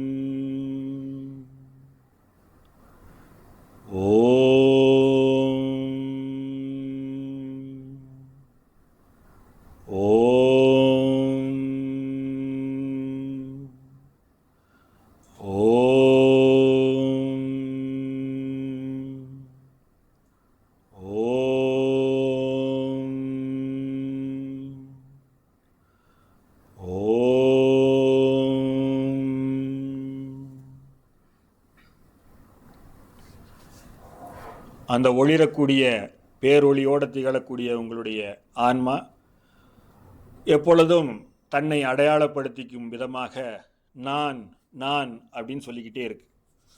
நான் நான் அப்படின்னு சொல்லிக்கிட்டே இருக்கக்கூடிய அந்த பேரொளியை தன்னுடைய நான்கிற தன்மையை மாற்றி தன்னுடைய அடையாளத்தை அதை ஓம்ங்கிற தன்மைக்கு மாற்றம் செய்கிறதுக்கு தியானம் செய்யுங்க. நான்கிறது ஓம்ங்கிறது போல மாற்றம் அடைஞ்சதுன்னா அந்த ஆன்மா தன்னுடைய அடையாளத்தை ஓம்ங்கிற முழுமையான பரமாத்ம நிலைக்கு தன்னை உயர்த்திக்கும். அந்த பேரொளியை முழுமையான ஒரு பரமாத்ம ஸ்வரூபமாக பார்க்குறதுக்கு அந்த நான்கிற தன்மையை ஓம்ங்கிற தன்மையாக நம்ம தொடர்ந்து சொல்லி அந்த ஜோதி ஸ்வரூபத்தை ஓம்ங்கிற தன்மைக்கு மாற்றம் செய்வோம். என்னோட இணைஞ்சு 3 முறை ஓம் சொல்லுங்க. ஓம் ஓம்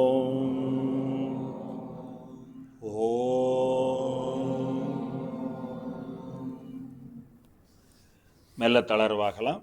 மெல்ல ரிலாக்ஸ் பண்ணிட்டு கண்களை திறங்க. அடிப்படையில் இதுதான் நாசிகேத வித்தைன்னு சொல்லக்கூடிய நாசிகேதனுடைய தியானம். இதை நம்ம இன்றைக்கி கடோபனிஷத்தையும் தெரிஞ்சுக்கிட்டு அதையும் நம்ம செஞ்சுருக்கிறோம். இதெல்லாம் குழந்தையாக இருக்கும்போதே நம்ம செஞ்சுருந்தோம்னா இது ஒரு பழக்கமாக இருக்கும். நாளைக்கு நம்ம ஒரு பஸ்ஸில் போகும்போதோ ட்ரெயினில் போகும்போதோ விமானத்தில் போகும்போது கூட நம்ம போகிற நேரத்தில் என்ன செஞ்சுக்கிட்டே இருக்கலாம், இதை செஞ்சுக்கிட்டே இருக்கலாம். அதாவது தடை இருக்கா என்ன? ஒன்றும் கிடையாது. இப்போ இந்த நாசிகேதனுடைய தியானத்தை செய்யும்போது எப்போ வேணாலும் நீங்கள் செய்யலாம். சாப்பிட்டுட்டு செய்யலாம், சாப்பிடாமல் செய்யலாம். ஏன்னா இதில் எதை நம்ம செய்கிறோம் அப்படின்னு பார்த்தோம்னா நம்ம ஆன்மாவை தான் செய்கிறோம். அப்போ அந்த யமதர்மனே அதில் ரொம்ப தெளிவாக சொல்கிறார். என்ன சொல்கிறார் அப்படின்னா, ஆன்மாவுக்கு நிறைய டெஃபினேஷன் சொல்கிறார். என்னென்னா, எது வந்து சாப்பிட்றதுக்கு உங்கள் உடம்பை தூண்டுதோ ஆனால் எது சாப்பிடலையோ அதுதான் ஆன்மா அப்படிங்கிறார். எது உங்களுக்கு ஒரு சிறப்பான சங்கீதத்தை கேட்க தூண்டுச்சோ, அதுக்கப்புறம் எது சங்கீதத்தை கேட்கலையோ அதுதான் ஆன்மாங்கிறார். எது வந்து சிறப்பான காட்சிகளை பார்க்குறதுக்கு உங்களை தூண்டுச்சோ, அதே காட்சிகளை எது பார்த்து மாற்றம் அடையலையோ அதுதான் ஆன்மான்னு விளக்கிக்கிட்டே போகிறார். அப்போ அந்த ஆன்மஸ்வரூபங்கிறது என்றைக்குமே தன்னுடைய அடையாளத்தை தொலைக்காது. அப்போ அந்த ஆன்மஸ்வரூபத்தை பார்க்கும்போது நம்ம சாப்பிட்டுட்டு பண்ணுறோம், கிழக்க பார்த்து உட்காந்து பண்ணுறோன்னெல்லாம் அவசியம் இல்லை. நம்ம எங்கே வேணாலும் உட்காந்து என்ன செய்யலாம், இந்த நாசிகேத தியானத்தை பண்ணலாம். இந்த நாசிகேத தியானத்தை பண்ணுறதுனால நம்மளுக்கு என்ன கிடைக்கும்னு சொன்னேன். யமதர்மன் வந்தால் அவர் நம்மளை தூக்கிட்டு போக முடியாது. நம்ம டேட்டு கொடுத்து அனுப்பலாம். எனக்கு கொஞ்சம் நான் பிஸியாக இருக்கேன், நான் சொல்கிற டேட்டுக்கு வாங்க, எனக்கு கொஞ்சம் ஒர்க் இருக்குது அப்படின்னு சொல்லி அவர் வீட்டுக்கு அனுப்பலாம். அப்போ நாசிகேத வித்தையை செஞ்சோம்னா மட்டும்தான் நம்ம நினைக்கும் பொழுது நம்ம மரணத்தை கொண்டாட்டத்தோடு ஏற்றுக்க முடியும். அப்போவும் துக்கமாலாம் நம்ம ஏற்றுக்கணும்னு அவசியம் இல்லை. நாசிகேதன் போகும்போது ஐயோ யமலோகத்துக்கு போகிறேன்னு அழுதுட்டா போனான். அவன் போய் 3 நாள் உட்காந்துருந்தான் பாருங்கள். நம்ம போய் ஒரு 3 நிமிஷம் உட்காருவோமானே தெரியாது, அது வேறு விஷயம். ஆனால் அவனுக்கு அந்த பயமே இல்லை. அவன் யமதர்மனை பார்க்க போகும்போதும் அவன் மரணத்தை பற்றி யோசிக்கலை. அந்த அளவுக்கு என்ன செய்ய போகிறோம், கொண்டாட்டமாக போய் 3 கேள்வி கேட்டுட்டு வர அளவுக்கு நம்மளுக்கு தைரியம் வரும். அப்போ நாசிகேத வித்தியை நம்ம செய்யும் பொழுது நம்மளுக்கு கிடைக்கக்கூடிய அந்த விஷயம், நம்ம நினச்ச நேரத்தில் இந்த உடம்பை ஒரு பூ வந்து சருகாகி உதிர்வது போல் நம்மளால் உதுக்க முடியும். நம்ம எந்த விதத்துலேயும் வேதனைகளை அனுபவிக்க மாட்டோம் அப்படிங்கிறத நம்ம தெரிஞ்சுக்கலாம். நம்மளுடைய மகாமிருத்யுஞ்சய மந்திரத்தில் சொல்கிறது போல் நம்மளுடைய இறப்பு எப்படி இருக்கும் அப்படின்னா, பெருசாக பூத்து வளர்ந்து தொங்கிக்கிட்டு இருக்கக்கூடிய ஒரு வெள்ளரிக்காய் கொடியில் இருக்கக்கூடிய வெள்ளரிக்காயை இப்படி தொட்டோன்னு அது கையோடு வந்துடும். ஆனால் தொங்கிட்டு இருக்கும்போது இவ்வளோ பெரிய காய், பூசணிக்காய் எல்லாம் பார்த்துருப்பீங்க, அந்த ஒரு பெரிய சொரக்காயெல்லாம் பார்த்துருப்பீங்க. அப்படியே கொடியில் பெருசாக தொங்கிக்கிட்டு இருக்கும். இவ்வளோ வெயிட்டாக இருக்கும்னா அதோடைய காம்பு இன்னும் நல்லா கெட்டியாக இருக்கும்னு நினச்சா இப்படி தொட்ட கையோடு வந்துடும். அப்போ அதுபோல் இறைவா என்னுடைய உயிரை என்னுடைய உடம்புலேருந்து பார்க்கும்போது இந்த உடம்பெல்லாம் இவ்வளோ பெருசாக இருக்கிற மாதிரி தெரியும். ஆனால் அந்த உயிரை வந்து நம்ம உடம்புலேருந்து உதிர்க்கும் போது இறைவா என்னுடைய உடம்பு வந்து இந்த பூசணிக்காயும் வெள்ளரிக்காயும் கொடியிலிருந்து பறிக்கிறது போல் எவ்வளோ லகுவாக பறிக்க முடியுமோ அது மாதிரி என்னோடய உயிரை எடுத்துக்க அப்படின்னு தான் மகாமிருத்யுஞ்சபத்துடைய அர்த்தமே. சில பேர் வந்து உயிரை அதிகப்படுத்திக்கிறதுக்கும் ஆயுள் அதிகப்படுத்திக்கிறதுக்கும் அந்த மந்திரத்தை சொல்லுவாங்க, அது வேறு விஷயம். அவங்களுக்கு இந்த டீட்டெயில் தெரிஞ்சதுன்னா சொல்ல மாட்டாங்க. ஸோ அதோடைய அடிப்படையான விஷயம் என்னென்னா, 3 கண்கள் உடையவனே என்னுடைய உயிரை இந்த பூசணி பழத்தையும் வெள்ளரிக்காய் பழத்தையும் கொடியிலிருந்து பறிக்கும் பொழுது தொட்டுடன் எப்படி கையோடு வருதோ அதுபோல் இந்த என்னோடய உயிரை உன்னுடைய பாத கமலத்தில் சேர்க்கும் பொழுது நீ தொட்டோடனே என்னுடைய உடம்புலேருந்து அது வெளியேறணும், சிரமப்படக்கூடாது. இதுக்கு என்னுடைய ஒரு பிரார்த்தனைகள்னு சொல்கிறது தான் மகாமிருத்யுஞ்சபத்துடைய அடிப்படையான அர்த்தம். அப்போ இந்த மாதிரி வந்து அவர் தொட்டோடனே போகிறதுங்கிறதெல்லாம் செகண்டரி. அவர் எப்போ தொடணுங்கிறதே நம்ம தயார்படுத்தி வைக்கிற அளவுக்கு இந்த நாசிகேத வித்தியை நம்மளை என்ன செய்யும், தயார்படுத்தும் அப்படிங்கிறத நம்ம தெரிஞ்சுக்கலாம். அப்போ நாசிகேத வித்தியை நம்ம தெரிஞ்சுக்கிட்டோம். இப்போ நேற்றுக்கு வந்து கர்மாவை பற்றி தெரிஞ்சுக்கிட்டு எந்த விதமான ஒரு தெளிவுகளும் இல்லாமல் வாழக்கூடிய, மரணத்தை பற்றின ஒரு தெளிவே இல்லாமல் வாழக்கூடிய உயிர்களை பற்றி தெரிஞ்சுக்கிட்டோம். இன்றைக்கி நாசிகேதன் போல் மரணம்னா என்ன, அதை நான் எப்படி உருவாக்கணும், எப்படி கொண்டாட்டமாக அதை அடையணுங்கிற 2வது நிலையில் இருக்கிறவங்களை பற்றி தெரிஞ்சுக்கிட்டோம். நாளைக்கு இதையெல்லாம் தாண்டி என்னவா இருக்கிறாங்க, இந்த மரணத்தை மட்டும் இல்லாமல் இறப்பு பிறப்பு இதுக்கப்புறம் விஷயங்களை எல்லாம் முழுமையாக தன்னுடைய ஆளுமையில் வச்சுருக்கிறவங்களை பற்றியும் நம்ம தெரிஞ்சுக்க போகிறோம். நான் வேணுங்கிற இடத்துல நான் பிறக்கிறேன், வேணுங்கிற இடத்துல என்னுடைய உயிரை வந்து எடுத்துக்கிறேன், என்னுடைய முழுமையான இறப்பு பிறப்பு மரணம் இது எல்லாமே என்னுடைய முழுமையான ஆளுமையில் இருக்கிறத தெரிஞ்சுக்கக்கூடிய 3வது தன்மையில் இருக்கிறவங்களை பற்றி நம்ம பார்ப்போம். இந்த 3 தன்மைகளையும் நம்ம கவனப்படுத்திக்கிட்டோம்னா, அது ஒரு எளிமையான ஒரு உதாரணமாக உங்களுக்கு சொல்லணும்னா, இப்போ ஒரு சிறு குழந்தை இருக்குது, ஒரு பச்சை குழந்தை ஒன்று இருக்குது. அந்த குழந்தைக்கு உணவு எப்படி சேகரிக்கணும்னு தெரியாது. தாய் தந்தை என்ன கொடுக்குறாங்களோ அது அப்படியே என்ன செஞ்சிடும், அது சாப்பிடும். பிடிச்சா சாப்பிடலன்னு துப்பிடும், அது வேறு விஷயம். ஆனால் அதுவாக போய் உணவு என்ன செய்ய தெரியாது, அதுக்கு சேகரிக்க தெரியாது. அப்போ ஒரு கொஞ்சம் வளர்ந்ததுக்கப்புறம் அது ஒரு 5-6 வயசுக்கு கழிஞ்சதுக்கு அப்புறம் அந்த குழந்தை தனக்கு விருப்பமானதை காமிச்சு எனக்கு இது வேணும் அப்படின்னு சொல்லும் பாருங்க. அப்போ அந்த குழந்தைய வந்து ஒரு 13 வயசு வரைக்கும் அது வேணுங்கிறத காமிச்சு வாங்கி சாப்பிட்டுக்கும். அதுக்கப்புறம் ஒரு மத்திய வயசெல்லாம் வரும் பொழுது அது தேவைப்பட்டுச்சுன்னா நம்மளே அதை உருவாக்கிக்க முடியும் அப்படின்னு ஒரு தன்மை இருக்கு பாருங்க. இந்த 3 தன்மையை தான் நம்ம வந்து இந்த உயிர் சார்ந்த தன்மைகள் எல்லாத்தையும் சொல்கிறோம். அப்போ ஒரு பச்சை குழந்தை போல் கொடுக்கறத நம்ம, அதாவது மரணம் நம்மளை வந்து அடையும் பொழுது அதை உள்வாங்கிக்கிறது, இல்லைன்னா அதுக்கு ரெசிஸ்ட் பண்ணுறது. ஐயோ எனக்கு வேண்டாம், இப்போ நான் சாகிறதுக்கு தயாராக இல்லைன்னு போட்டு நம்மளை வருத்திக்கிறது, இல்லை எனக்கு பிடிச்சிருக்குதுன்னு அப்படியே உள்வாங்கிக்கிறது. இது 2 தன்மை இருக்கிறத வந்து அந்த குழந்தை நிலைன்னு சொல்லலாம். இந்த நாசிகேதன் மாதிரி இருக்கிறவங்கெல்லாம் யார்? பதின்ம பருவத்தில் என்ன செய்யணும் என்ன செய்யக்கூடாதுன்னு அவங்களுக்கு ஒரு உணர்வெல்லாம் இருந்தாலும் எனக்கு அது வேணும் அப்படின்னு தங்களோட ஆளுமைக்குள்ளே இல்லாத விஷயத்தையும் கேட்டு தாய் தந்தையர் வாங்கி கொடுத்தாங்கன்னா அதை பயன்படுத்திக்கிறவங்க. அப்போது 3வது நிலையில் இந்த மத்திய வயதில் நம்மளே விருப்பப்பட்ட அந்த பிறப்பு உருவாக்கலாம், பிறப்பு இல்லைன்னா பிறப்பு இல்லாமல் வச்சுக்கலாம் அப்படிங்கிற தன்மையை வரவங்க தான் இந்த 3வது தன்மை. அவங்களா கிரியேட் பண்ண முடியும், உருவாக்க முடியும், அதை வந்து ஆளுமைக்குள்ளே அவங்க வச்சுருக்க முடியும். அந்த 2வது நிலையில் இருக்கிற மாதிரி வெறும் கன்சியூமராக மட்டும் இருக்க மாட்டாங்க, கிரியேட்டராகவும் இருப்பாங்க. அப்போ முதல்ல இருக்கிறவங்க என்னவா இருக்கிறாங்க அப்படின்னு கேட்டிங்கன்னா அவங்க கன்சியூமர் கிடையாது, அவங்களுக்கு என்ன பண்ணுறோன்னே தெரியாது. 2வது நிலையில் இருக்கிறவங்க எனக்கு அது மட்டும்தான் வேணும், அதுதான் எனக்கு பிடிச்சிருக்குது அப்படின்னு சொல்லி அதை நோக்கி இலக்கை நோக்கி அடையிறவங்களா இருக்கிறாங்க. 3வது இலக்கையவே நாங்கள் தான் உருவாக்குவோன்னு சொல்கிறவங்களா இருக்கிறாங்க. அந்த இலக்கையே நாங்கள் தான் உருவாக்குவோன்னு சொல்கிறவங்கள பற்றி தான் நம்ம நாளைக்கு பேச போகிறோம். அப்போ கடவுபனிஷத்தில் நாசிகேதனை பற்றிலாம் பேசின மாதிரி அதையும் தாண்டி ஆட்கள் இருக்கிறாங்க. அந்த ஆட்கள் யார், அவங்க என்னெல்லாம் செஞ்சுருக்கிறாங்க, அந்த மாதிரி நம்ம நாசிகேதனா இன்றைக்கி ஆகிறதுக்கு முயற்சி செஞ்ச மாதிரி அந்த மரணத்தையும் பிறப்பு சுழற்சியும் தன்னுடைய ஆளுமைக்குள்ளே வச்சுருக்கிறவங்கள பற்றி நம்ம நாளைக்கு ஆழமாகவும் தீர்க்கமாகவும் நம்ம பேசுவோம்.